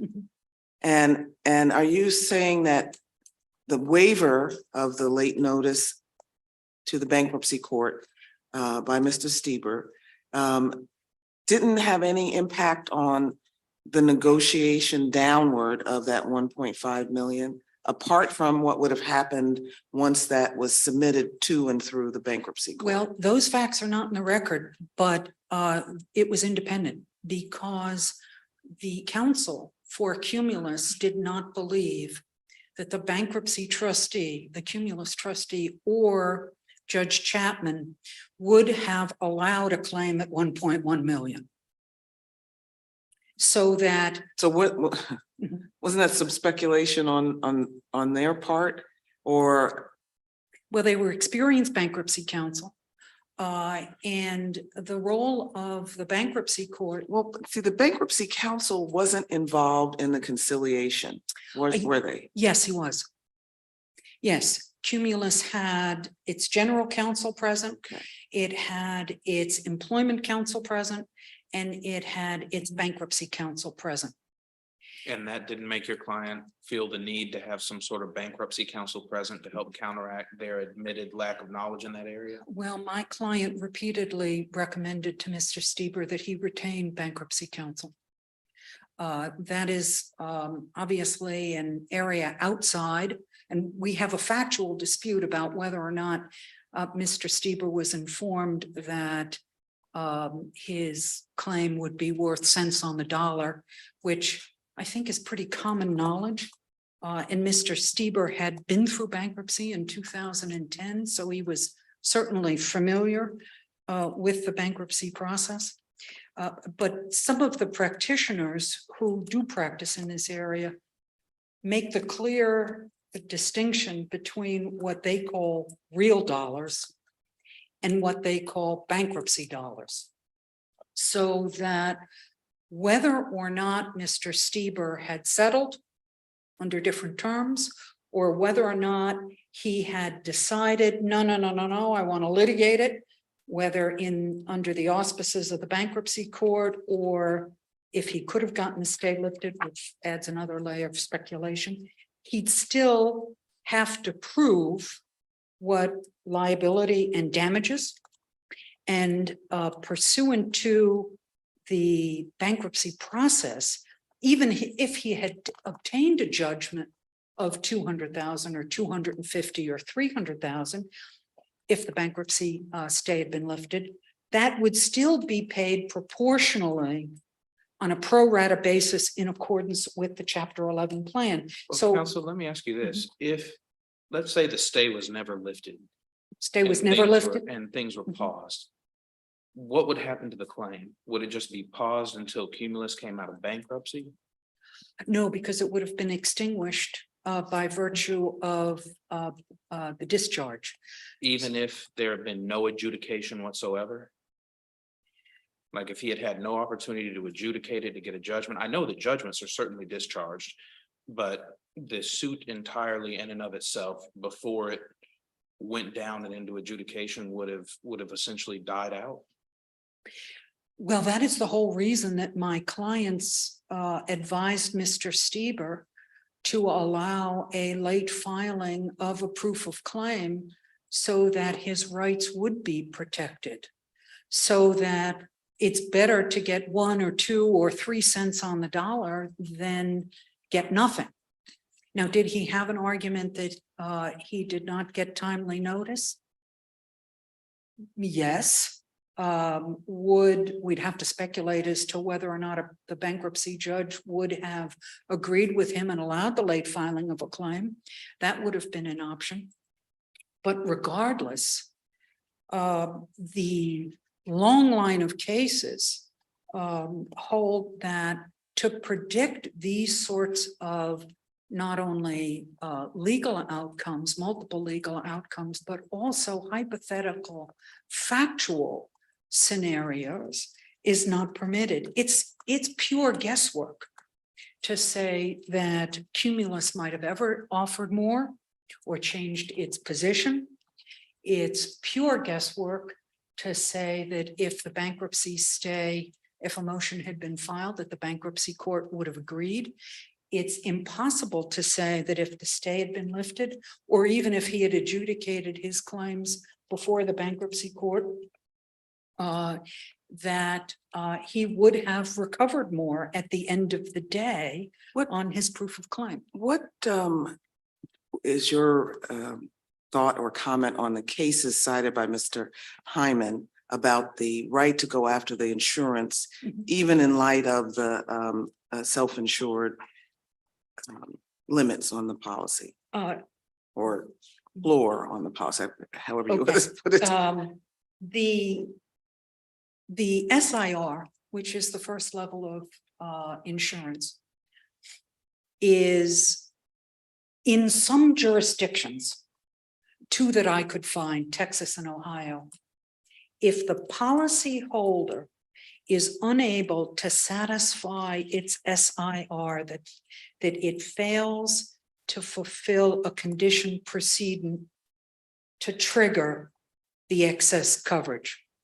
So there is, and Mr. Hyman is right, but there are jurisdictions that say, okay, well, you can still reach it if you satisfy the SIR and you exhaust the SIR, policyholder does. In this case, Cumulus could never have done that because of its bankruptcy. But there are jurisdictions that hold, at least two that I could find. So neither of those two jurisdictions or the case that Mr. Hyman cited involved companies that were in bankruptcy? Is that what you're saying? Oh, yes, they do. So then it's not purely speculative that there is some precedent, maybe not in this jurisdiction immediately, for being able to have the insurer pay even though there's an SIR clause. No, there are no cases of which I am aware that require an excess carrier to pay if the SIR has not been exhausted. And there's a difference in the case law between deductibles and the first layer of insurance. But one way or the other, the claimant, or in this case, someone like Mr. Stieber, would still have to reach the attachment point of the policy, which is $350,000. And if there is a coverage dispute about whether the Chubb policy would be obligated to respond or completely relieved of any obligation, that requires the kind of compound speculation that Pietrangelo precludes. Well, just to make sure I'm clear on what you're saying here, the claim amount that was reached as part of the conciliation or settlement was $360,000. So it exceeds the floor of the SIR limit. No, because if that's the distinction that I try to make between real dollars and bankruptcy dollars. Well, should that matter for purposes of triggering an SIR clause? Surely. And the reason it does is because, and I do a lot of insurance defense work for a living. The self-insured policyholder cannot commit the excess insurer to pay money, because only the carrier can agree to pay money. And there was no agreement, and it's wholly speculative to suggest that Chubb would ever have agreed to pay money because of the underlying bankruptcy, such that Cumulus could have never paid real dollars. It was only paying bankruptcy dollars to reach the attachment point of the excess policy. So these other cases in Texas and other jurisdictions that you said that you're aware of involving the SIR clauses, where I guess I misunderstood what you were saying. I thought you were saying that they were examples of jurisdictions that had permitted the insurance coverage to kick in, even though the bankrupt or corporation in bankruptcy had not yet reached the SIR. No, limit. sorry, Your Honor, just Okay. the opposite. Texas and Ohio have cases that completely exonerate. The excess carrier is completely relieved of any coverage obligation Okay. because the exhaustion of the SIR is a condition precedent that triggers the excess policy. Okay, and I see. I thought because- you said just the opposite, because I thought that's what Mr. Hyman was saying when he pointed us to a case. He's pointing us to a case that said just the opposite of these Texas. And cases. that's, yes, and I admit that there are differences among the jurisdictions that So- have decided it. So then I guess my question is it still such a speculative issue if the law, you have cases going in a way that might support that argument, as well as cases that, as you described, are counter to his argument? Yes, because as Your Honor knows, Pietrangelo precludes us. Some judge in some jurisdiction would have to decide choice of law, what substantive law applied, would have to apply the substantive law of some jurisdiction to this particular specific Chubb policy and render a legal decision about what the meaning the meaning of the policy was and the obligation of whether or not Chubb had an obligation to respond. That's the kind of a complex issue, a legal issue that we cannot speculate about under Pietrangelo. And even if the policy could be triggered. And Although I think there might be some factual distinctions between Pietrangelo and this case, but. yes, but I would also commend the court's attention to Herbin, where this court also talked about factual scenarios that were too speculative. Pietrangelo really focuses on our inability, and we should not be allowed to speculate about possible legal results, which one way or the other we would have to do, because as Judge Ross said, you have to go through the bankruptcy court. And the bankruptcy, the ruling of the bankruptcy judge, whether it's to allow a particular claim or lift the stay, that's precluded by Pietrangelo, and we'd have to speculate about what a judge would find about coverage. But in conclusion, I see my time is running out, has run out. Dismissal was appropriate in this case based upon the facial insufficiency of the First Amended complaint, threadbare recitals with no concrete factual allegations to link up, let alone a plausible one, to link up the alleged errors of the lawyers and the alleged loss is patently insufficient. And I think it also bears noting in conclusion, based upon the pleadings, that Stiver's so-called loss does not logically flow from his lawyer's conduct. Instead, the reduced value of his claim was the result of factors completely independent of the legal representation. It was the result of Cumulus's bankruptcy and the fact that it was uninsured for the first $350,000 of loss. And for these reasons, we believe that the complaint cannot withstand dismissal based upon pure speculation and guesswork about multiple legal outcomes and multiple factual contingencies. And we would ask this court to affirm Judge Ross's dismissal order. All right, thank you, Ms. Steele. Mr. Hyman, you reserve some time for a rebuttal. Yes, thank you, Your Honors. One of the interesting arguments that Ms. Steele has made is that, you know, people who know about this stuff know the difference between real dollars and bankruptcy dollars. Well, that's exactly the problem, because apparently her clients didn't know the difference, or if they did, they didn't explain it to my client. That's the problem here. When we talk about what the loss is, there's been questions, there's been a lot of conversation about what's $1.16 million. That was done as part of the settlement process. That's not the issue. And the reduction of that claim to $360,000, again, for purposes of settlement, is not the issue. The issue is that my client expected, and his lawyers told him, that he was getting $360,000 in cash. They didn't say, Jory, wait a second, it's actually bankruptcy dollars, which isn't real. Okay, and here's what the plan So says. that's the allegation of negligence. I take that. But if regardless of this $360,000 figure, if it was going to have to go through the bankruptcy estate and the end result is that 360 was worth $12,000 in stock, how was he harmed?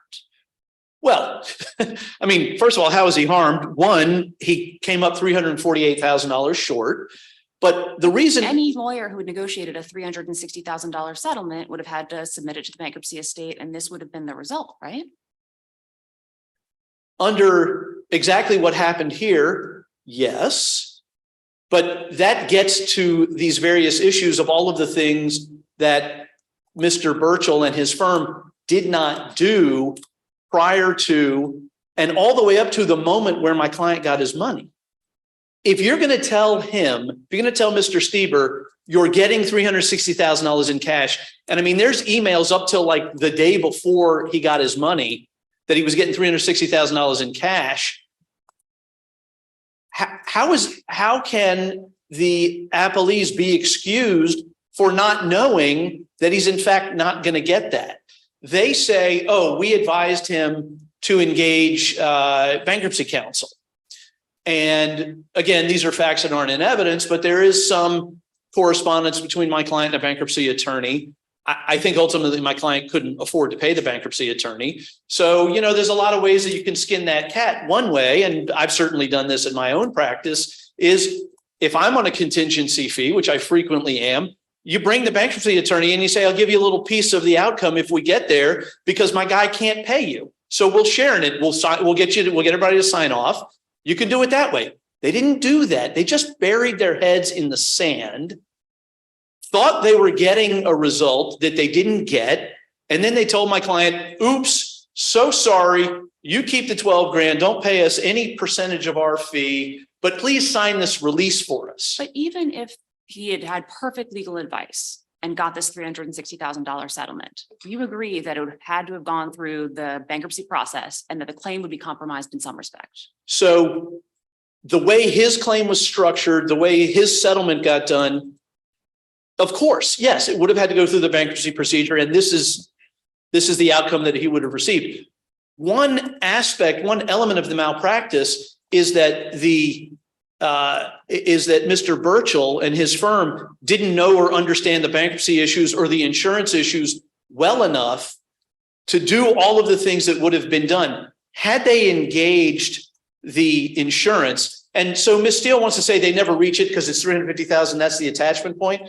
Well, if the claim is worth $1.16 million and everybody agrees to that, they're well above that attachment point, which means even if you have to reduce the value of the claim to get bankruptcy approval, and understand that the only part of the claim that has to get bankruptcy approval is that for which Cumulus is responsible. Counsel, is there any place in the record that we get to that value other than the settlement?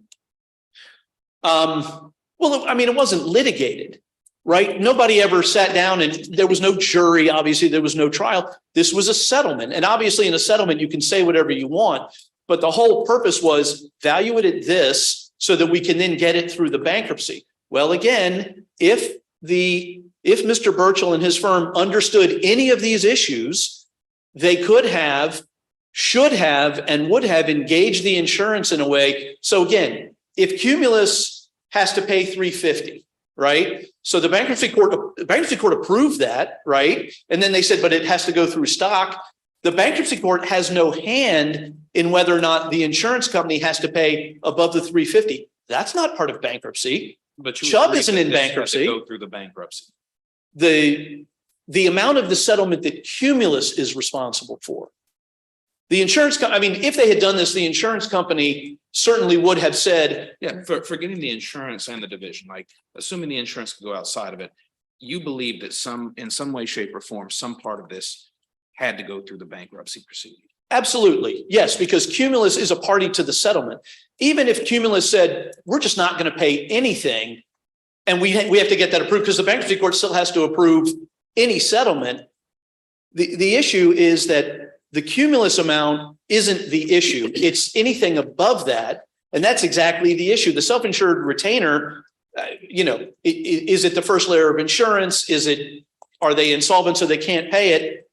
That's all part of the bankruptcy issue. Anything above that, which the parties agreed the value exceeded it, had the appellees known what they were doing, had they understood any of this, they could have structured this deal so that Mr. Stieber could have gotten $360,000 in cash. Maybe he gets $12,000 in stock and he gets $348,000 in cash.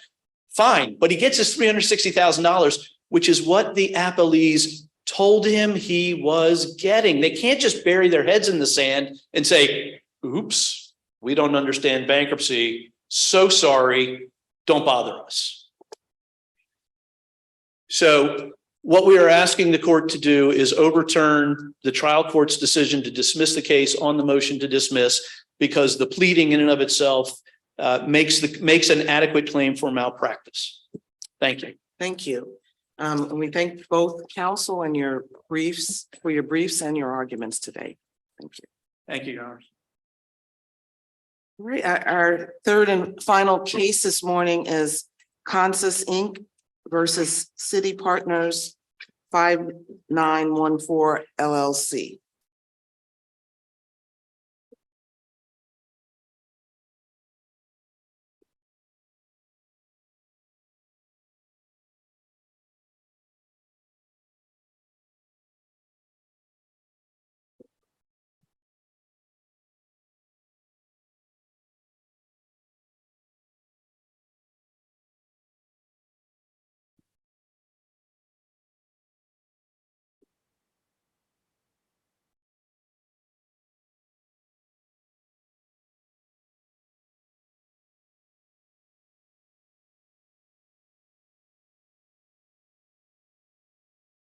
All right, counsel, are you ready to proceed?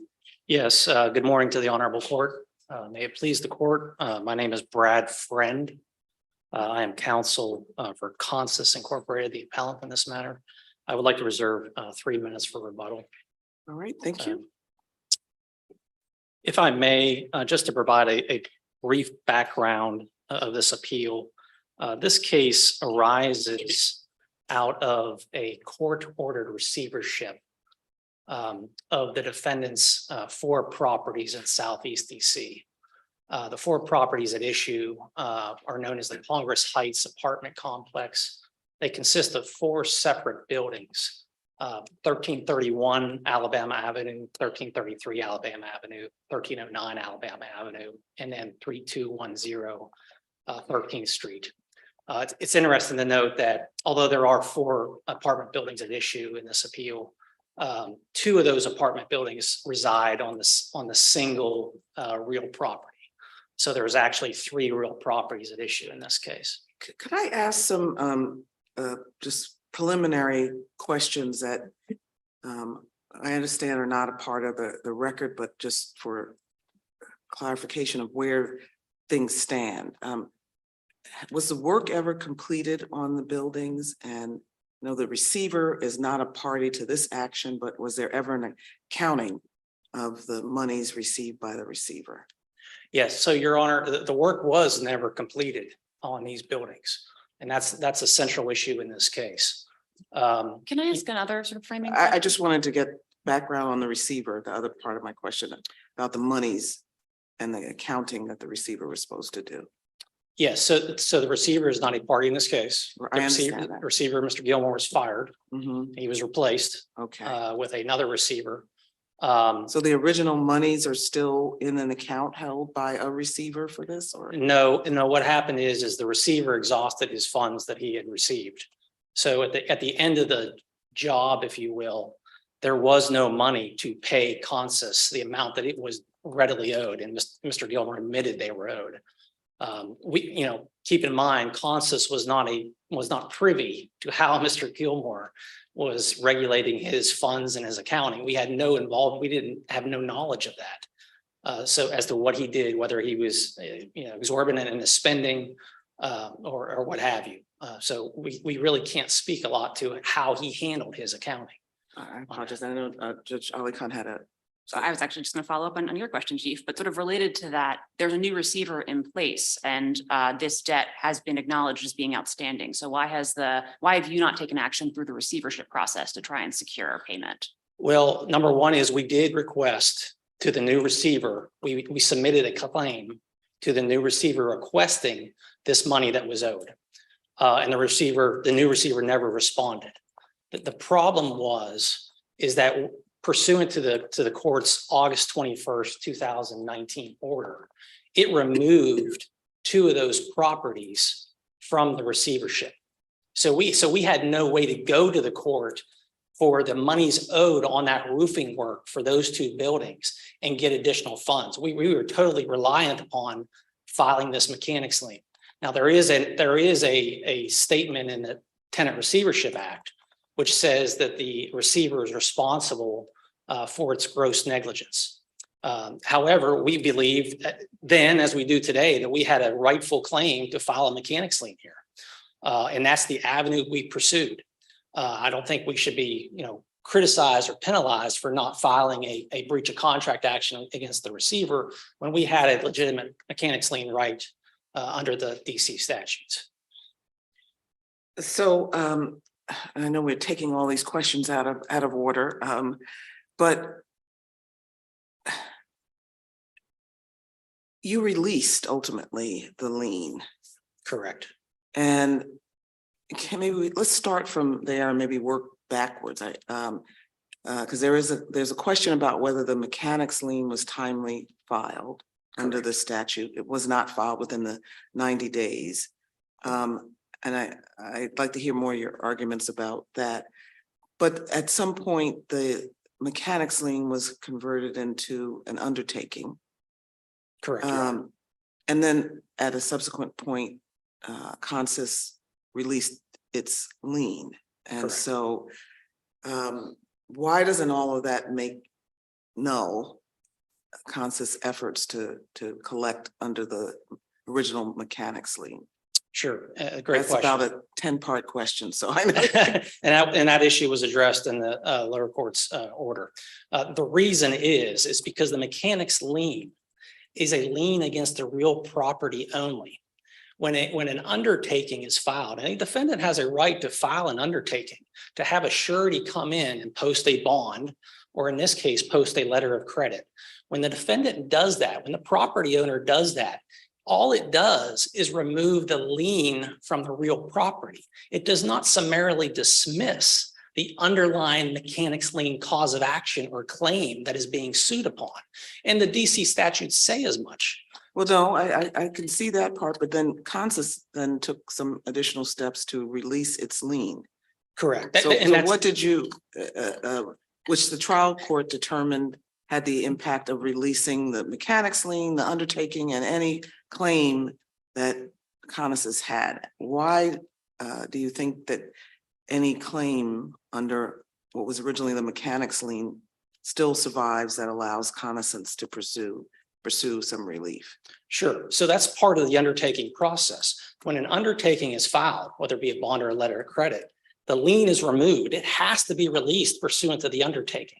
So that undertaking takes the place of the lien. There was never an order that said we are hereby releasing the underlying mechanics lien cause of action or claim. What happens is that underlying cause of action and claim proceeds forward. And if we're successful as the mechanics lien cause of action claimant, then we are able to go against that surety or that letter of credit of the undertaking. If we're not, then we can't. But to say that a undertaking and a release associated with it therewith summarily dismisses the underlying cause of action, you would have no grounds to go and recover against the undertaking, against the bond or the letter of credit. And the DC statutes speak to that. The DC statutes say that once you file that undertaking, the surety ipso facto becomes a party and you proceed against that undertaking. It does not say that the underlying cause of action is dismissed. Right. But the trial judge looked at this differently. And so it almost seems like in the trial judge's view, there was an unnecessary step that Consys took here in actually releasing the lien. And it had perhaps an unintended effect of releasing your rights to collect under the mechanics lien, at least according to the trial judge. So I guess walk us through why that wasn't the case here. Yeah, so we adamantly disagree with the trial judge on that. And that's one of our 4 points of error in his opinion. And like I said just a minute ago, Your Honor, which is once you file the undertaking, that lien, that mechanics lien has to be released. It's part of the undertaking. There would be no purpose A for the undertaking. statutory provision? Correct. That, could you just remind me of that? I know it's Yes. in your brief. So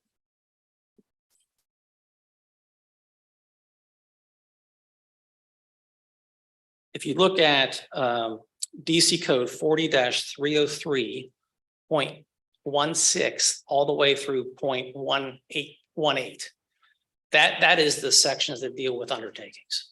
And you will see in there that nothing in there releases the underlying claim. In fact, it says the exact opposite, which is you proceed with the underlying claim and the new security, the undertaking, the letter of credit or the bond is at issue instead of the actual mechanics lien against the real property. And the whole objective, Your Honor, of this undertaking is so that you're not obstructing title to real property. That's the whole purpose of it. And it happens all the time. Whenever somebody files a mechanics lien, you bond it off. And every jurisdiction has that, and DC does here too. But the undertaking filing and the associated release of the mechanics lien against the real property does not summarily dismiss the underlying cause of action. And you need that cause of action to proceed against the undertaking so that you can determine whether or not you're entitled to that or not. Right, and I guess this sort of takes me back to the question that Judge Ali Khan asked. This seems like a roundabout way to get what Conosis wanted, which was payment for services rendered for properties that were in receivership. That's led to some complications based on the trial judge's ruling. Yeah. So what was the trial judge's error? Misinterpreting 40-30368 or? Correct.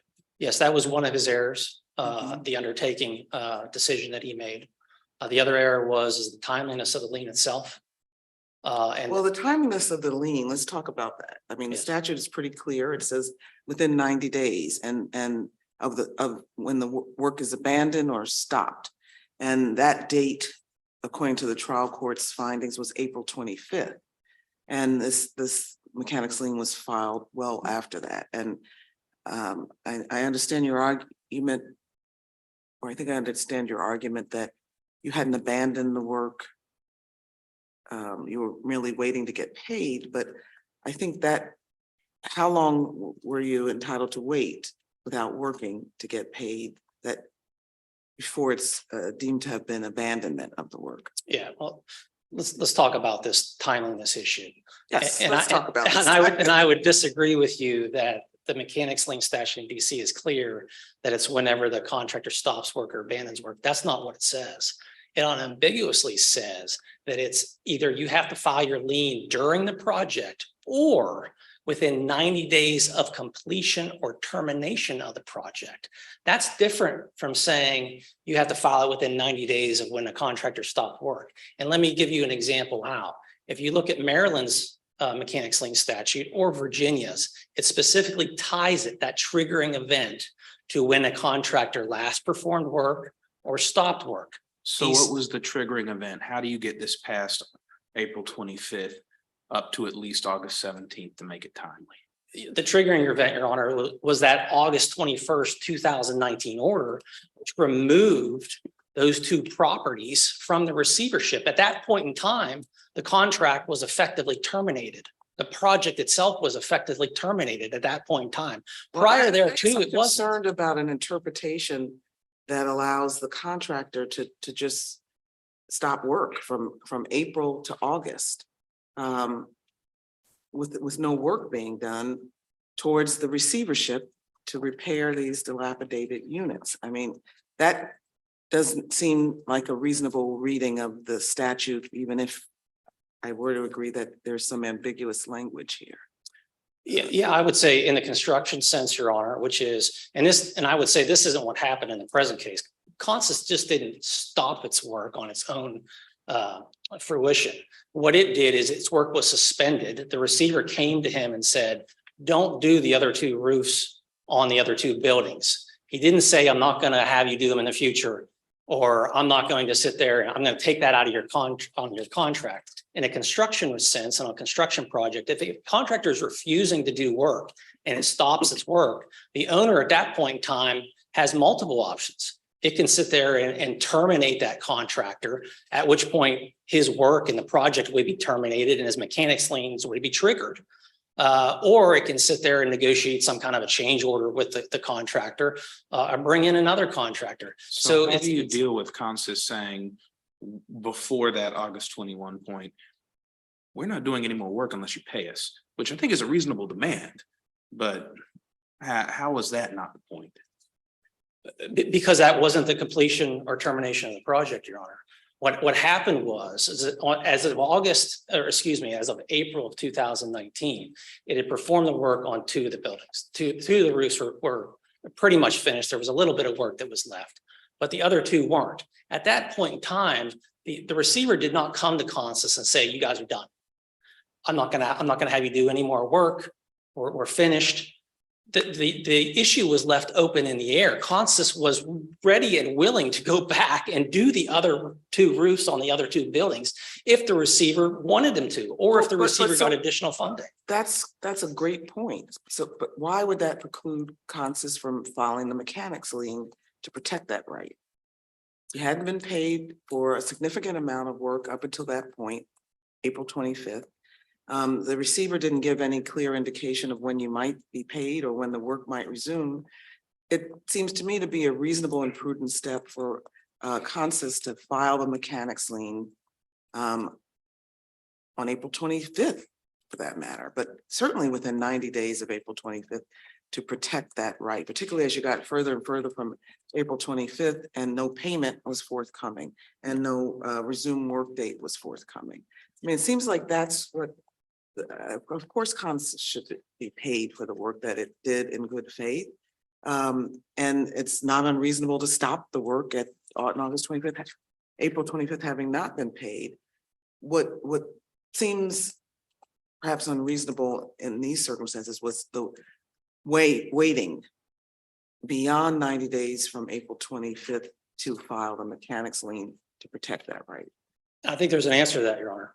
And if I may, the reason that they didn't immediately run off and file a mechanics lien in May or June is because they were being told that the receiver was going to go request additional money from the Superior Court, from the receivership court. And so that was the impression that they were given, is the receiver is going to take care of it. They're going to request additional funds because he was out of money, and that they would go ahead and pay him the amount that was due. That's why he didn't file a mechanics lien earlier. As of August 21st, 2019, when it was established that those properties are out of the receivership, at that point in time, that's the triggering. I mean, I just don't see what filing the mechanics lien, even as the receiver was claiming that it was going to go back to the court and that it would try to get more money. Again, those are sort of speculative things. Filing the mechanics lien preserves your right. Had the receiver come back and said, 3 days after you file the mechanics lien, we've straightened it out, here's your money, then you release the mechanics lien. So I just still am concerned about the delay, but. Yeah, and I would say a small part of it goes to the fact that Consus was not a party in this receivership case. So it wasn't involved in the motions that were being heard about trying to remove the receiver and who was going on. They believed at the time that they were going to eventually get paid. The receiver was telling them this. Counsel, speaking of believing they were going to get paid in the contract and seeing that your time's expired, I'd like to hear you briefly address the authority that the receiver had and how the entirety of this contract was within the scope of that authority. Yes, so that was the other point of error that we briefed as well. So we have the timeliness issue of the mechanics lien, the undertaking issue, and this issue of whether or not the receiver had authority to essentially bind the owner under the mechanics lien statute. And we contend that he does, and the reason that he does have that authority is under the Tenant Receivership Act itself. And if I may just read from you just real quick as to what the TRA says about the receiver's authority. He says that the receiver shall assume all rights to possess and use the building, and he shall assume all rights of the owner. In addition to the TRA, you had two separate orders by the Superior Court in the receivership case. The first order was the order that established the receivership itself. So, I mean, I think you're looking at, what is it, subsection 7? So it assumes all rights of the owner to enforce or avoid terms of the lease, mortgage, secured transactions, and other contracts related to the rental housing accommodation and its operation. Yeah. That seems to be, it's like, there was never a contract that the owner of this building had with Consus. So there was nothing to assume. This was a contract that took place after the receivership. And I don't see anything in the TRA that says that it's standing in the shoes of the owner for purposes of any contracts it makes to conduct remediation during the receivership. Yeah, that's a good point, Your Honor. I would say that the TRA with respect to the authority issue needs to be read in conjunction with the receivership court's orders that established it. And if you go to the receivership order, which was, I believe it was September 26, 2017, it specifically says that the receiver has authority to enter into contracts. No, that's absolutely true. It has authority to enter into contracts, but not on behalf of the owner, on behalf of its receivership authority, which, I think goes back to one of my initial questions, which it seems like if the money wasn't left in the receivership when the bill came due, you either go into the receivership to try and get more, or perhaps that's the gross negligence of the receiver that you can then bring suit under the TRA against him. Yeah, so I think the receiver had the authority to act on behalf of and as the owner during the receivership. I think the TRA and the court orders grant him that. Now, as to the issue of funding and accounting, that has been the defendant's main defense to the authority issue. They say that, well, they lacked funding for these roofs and the receiver, misspent it. And so there was no funding to be had. So therefore there's no authority. That's simply not true. There's nothing within the TRA and in those Superior Court orders, which says the receiver's authority is tied to the amount of funding in his account. What's your position on the second order? We've heard your position on the first, establishing the receivership and granting that contracting right. What authority does the second give you that relates to this? So the second order, Your Honor, what it does is it establishes and approved the receiver's plan for the remediation work. And if you go into that second order, which is July 13th, 2018, you're going to see what the court approved and authorized that receiver to do. And of important note in this case is in that order, it was expressly authorized that the receiver could contract with somebody, Consus, to install new roofs on the building. That's the work at issue in this case. There was express authority under that second order to do this roofing work that is the issue of the mechanics lien. And I would just give one hypothetical to address your prior point, Your Honor, which is, let's say you have a building in DC, a property that an owner is renting out as some kind of vacation rental or what have you. And he hires a property manager to handle all the aspects of that. The leasing of it, the money, the repairs, the maintenance, everything. And he gives them $20,000 a year. And that property owner or that property manager, excuse me, goes and hires a contractor to perform routine maintenance for $10,000. And the property owner gives the property manager the $20,000 and that property manager runs off with the money. Well, that doesn't take away from the mechanics lien rights. No, of course, because under the mechanics lien statute, it would be the owner's authorized agent. But here, the owner never authorized the receivership. In fact, it opposed the receivership. And so I'm just having trouble getting to, at the direction of the owner, I think we all agree, the owner didn't direct any of this work, or the owner's authorized agent. And so it seems to me to prevail under the mechanics lien statute, you have to find that the receivership or that Gilmore are the owner's authorized agent. And I just don't see that here. Yeah, and my response would be, you have several different kinds of agency you can have. You can have obviously actual agency, actual authority. You can have a parent authority, and you can have authority by operation of law, which is what we have here. The TRA and the court's orders established by operation of law that this receiver had authority to act as the owner during the receivership and on behalf of the owner during the receivership with respect to contracts to remediate these properties. And that's what we believe happened and occurred.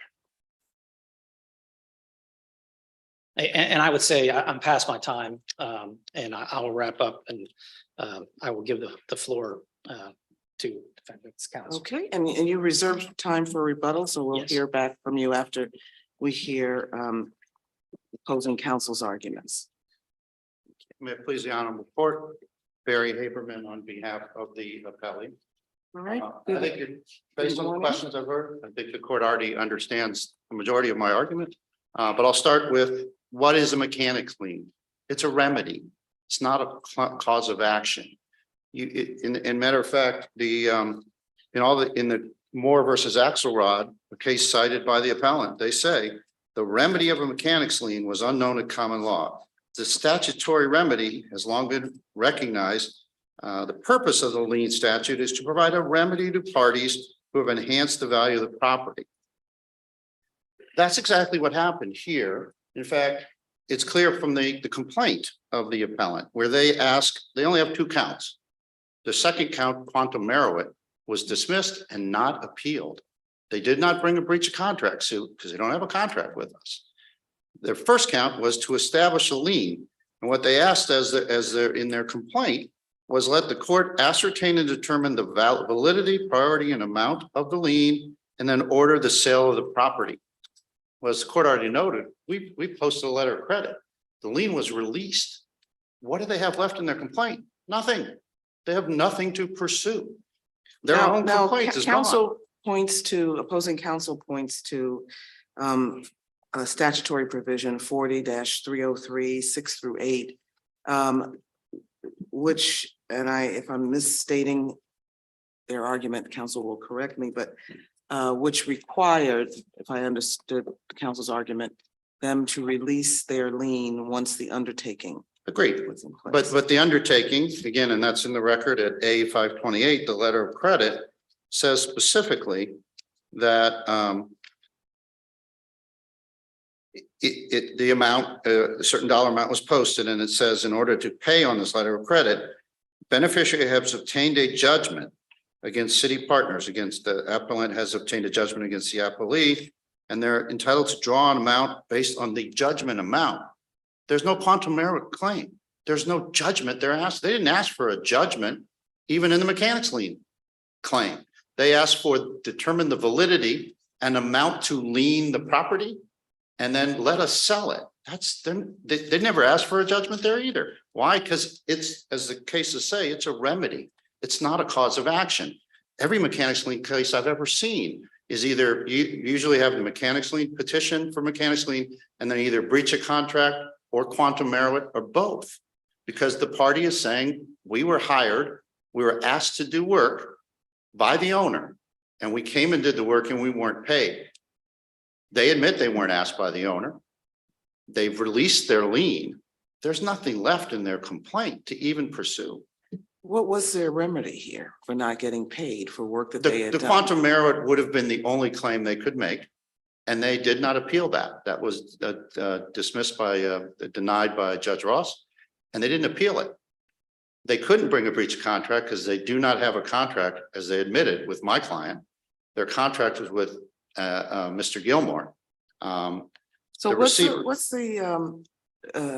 they had some rights of action against the receiver according to the receivership statute. Correct. And are they precluded from pursuing those rights at this juncture? Possibly by the statute of limitations, but they certainly had rights. They had, and I think Your Honor was right. On April 25th, when they said, we're not getting paid, we're not doing any more work, they could have given a notice of intent to file a lien then. Not saying it would have been valid, but they could have taken that action. They also could have filed into the receivership case to ask to get paid because they were dealing with the receiver. It's a public records, to say we don't know what was going on in that case, we weren't involved. It's a court case. It's open to the public. They could have reviewed any of those records, and they were dealing directly with the receiver. That's all in the record. There were emails, there were letters. There's even a very important letter that was, I think, one of the key points of the underlying trial, where they sent a letter to the new receiver saying, we haven't been paid. We know we haven't been paid. Can you help us try and get paid? They knew where they had to get paid, not through us, but through the receivership. And they ignored that. So they literally made up a mechanics lien claim by stretching.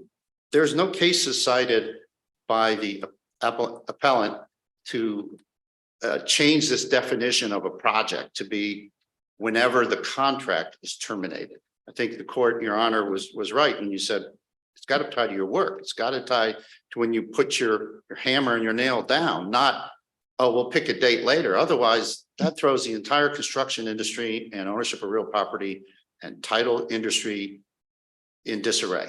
Because think about it. I hire you to do work on my building. We have a dispute. You say, I'm not going to work anymore. but no one issues a letter terminating the contract. I don't know when you're going to file a lien. You could file a lien a year later when you say, you know what, we've decided we're not coming back. It can't work that way. It can only work the way it has for years, which is when you stop doing work. And they admitted April 25th, they're done. They were not coming back. They're not been paid, and they didn't come back. Instead, once they realized they missed their dates in August, then they waited and made up this date. Oh, the date, and that's another interesting point, Your Honor, but they went with the date that the two properties were moved out of the receivership. That's not relevant to anything. And they said, well, we didn't know we were going to complete the work until later. They only filed a lien against the two properties that were released. They claim, and my brief deals with all this, they claim the contract was for all 4 roofs and that they entitled to get paid. When we went through all the numbers and showed it all, that they only did work on half the roofs. Though a lot of the work that they were asking for payment for was not part of the approved plan. That was a question that I was curious about. Mhm. Is that because Conisys was previously a contractor on the properties before the receivership was put in place? No, Your Honor. They had a relationship with to our knowledge, they had a relationship with the receiver. He brought them on the property. We did not, my client did not know them at all, had never had it, and this again was in the trial record, had no contact with Conisys whatsoever. No, I had understood though that they were, even though they had done other work that was not a part of the receivership agreement, that the work that or the scope of work for the receivership, that the money that they're seeking payment for is for the work on the 2 roofs that was clearly within the scope of work. Well, correct, Your Honor. In my brief, I on page 7, I talk about each of the items that were in their invoice, general conditions, mobilization, bulk removal, asbestos abatement, structural repairs due to a fire, and roof repair.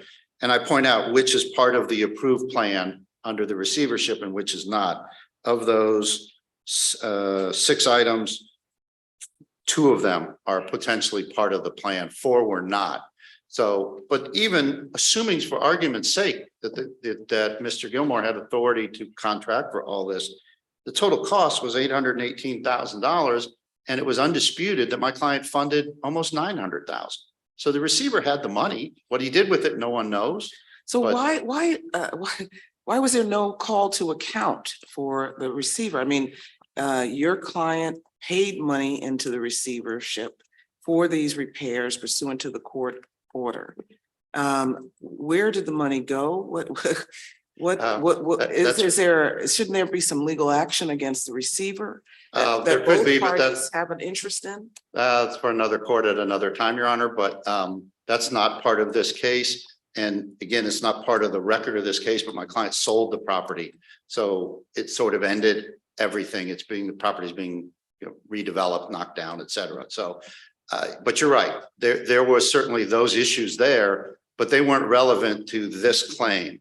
This was just a claim that we did work and we want a mechanics lien and we want to collect money for it. And one of our defenses obviously was lack of authority, but even assuming that Mr. Gilmore had the authority, which he had certain limited authority subject to DC Superior Court approval to make these contracts, the record was undisputed. My client paid more than sufficient cash into the court escrow, which was then released to the receiver, and then to pay all those bills. So including the additional repairs that happened as a result of the fire, et cetera. Well, again, only the work. Consus, I think, submitted a total invoices totaling $818,000. And as of the date of all of this case, my client had put in $895,000. And so should we assume that Consus was the only contractor doing any kind of work and getting paid? It's not in the record, but I believe that is accurate, Your Honor. I don't believe there are any other contractors on site again, my client wasn't allowed to hire contractors because of the receivership. So Mr. Gilmore would have been handling all of that. And so, I mean, the receivership process, there's supposed to be accountings, and it seems like this is sort of a trust, right? To make sure everything's going as planned, but how does then $800,000 just go missing from this escrow amount? That's a very good question, Your Honor. I was not the counsel of record for the ownership in that case, but my understanding is it was a very extremely heavily litigated case. There were many motions and filings, which ultimately resulted in Mr. Gilmore either being terminated or resigning, depending upon whose view you take, as receiver and being replaced. And then again, 2 of the properties were released. Ultimately, the properties were all sold as part of a transaction to another developer to redevelop, which I think settled up all of that, the receivership case, tenant claims, all of that. So I have a feeling that the accounting of Mr. Gilmore ended up getting washed under the rug, for lack of a better term, because of everything else it handled. But you're right, it should have been, but there were just too many other moving parts for that to be at the top of the pile here. Well, counsel, on this authority question, let me just ask you for a little bit of clarification. Is it your position? It seems like it was, and I understand your argument that even assuming authority, so this doesn't really matter to it, but I just want to clarify this one point, that second order, the July 13th order, somehow amends or limits the first order that appointed the receiver? Yes, yes. As a matter of fact, the first order limited the receiver. It said specifically that he had to come up with a plan and that had to provide a copy of the September order, said you had to prepare a plan of remediation, submit it to the court, submit it to the owner, and they had hearings and a debate about what the plan would be. And ultimately, the court only approved part of it. And then they specifically said, this may only be the 895,000 may be just the first of more monies due and payable. We can't dispute that. That's simply the record. But my client honored that. And again, Mr. Gilmore did not. He went ahead and contracted for whatever he felt like getting done, as opposed to following the plan.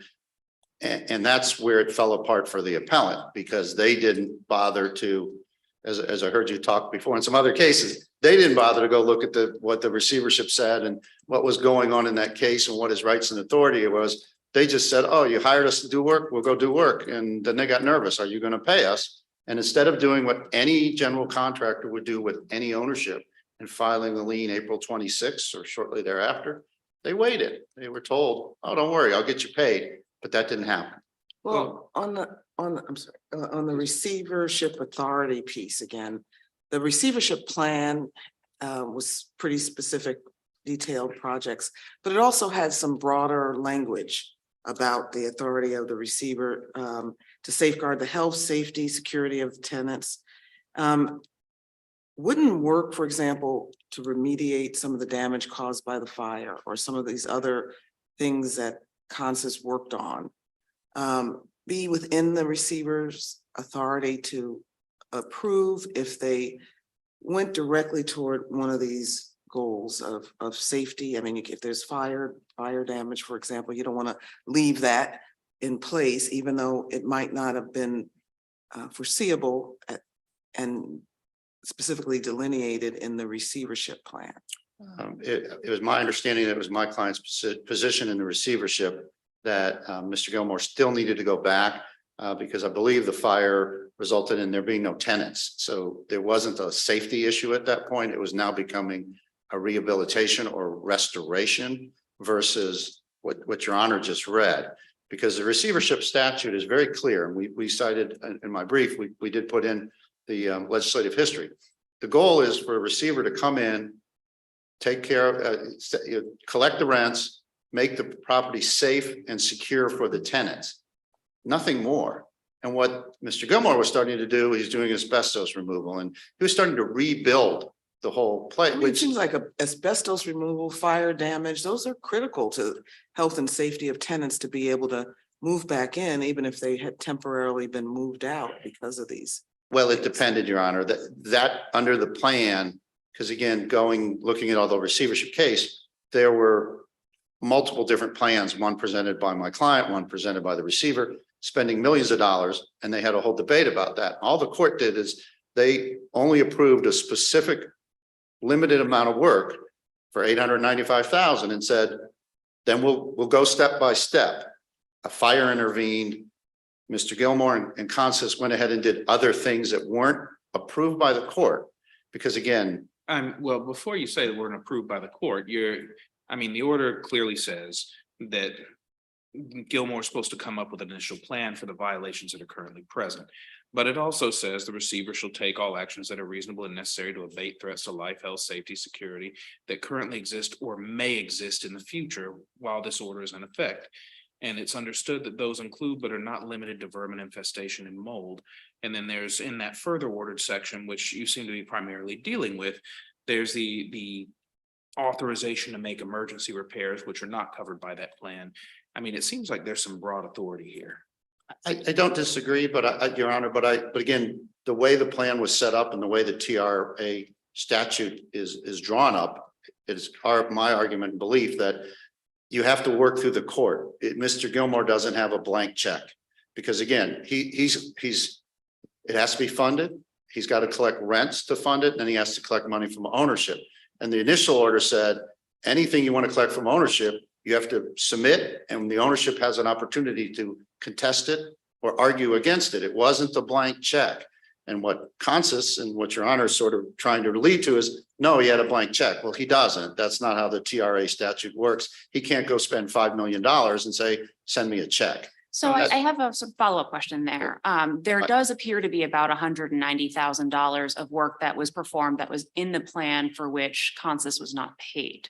I take your point that it might be outside the scope of the plan for all of these other things that weren't there, but what is Consus supposed to do about this $190,000 that arguably was funded, was within the scope of the plan? No one contests that, and they're left. But they should have filed a claim in the receivership case. They did not. They chose to try and do an end run and file a mechanics lien claim, essentially, and come after the ownership because, as they admitted in their own brief, there had been multiple requests made by the new receiver to fund additional monies, and the court refused to address it. And this might be a better question for your friend on the other side, but didn't you try to consolidate this mechanics lien action with the receivership and they opposed it? I did, yes. I was quite surprised it was not granted, Your Honor. I thought it made perfect sense to bring this all under one roof. There was already a case handling all the money, all the work. And they opposed it, and the court denied that motion to consolidate, and I see my time is up. Thank you very much, Your Honor.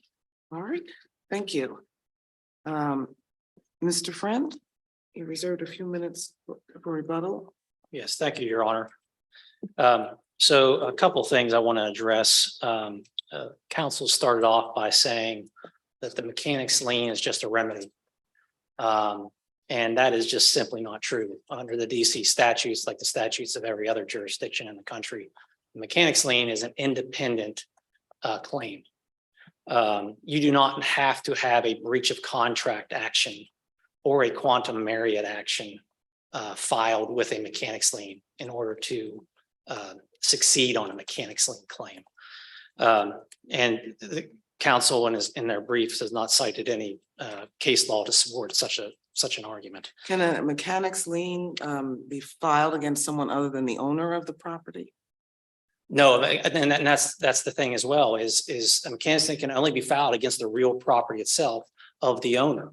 And so because we only did work on the 1331 and the 1333 properties, we couldn't lien the other two We're properties. saying something slightly different, and I may have misunderstood Mr. Haberman, but his contention was that the mechanics lien is a remedy against the owner of the property. And you're saying the mechanics lien is a remedy against the property.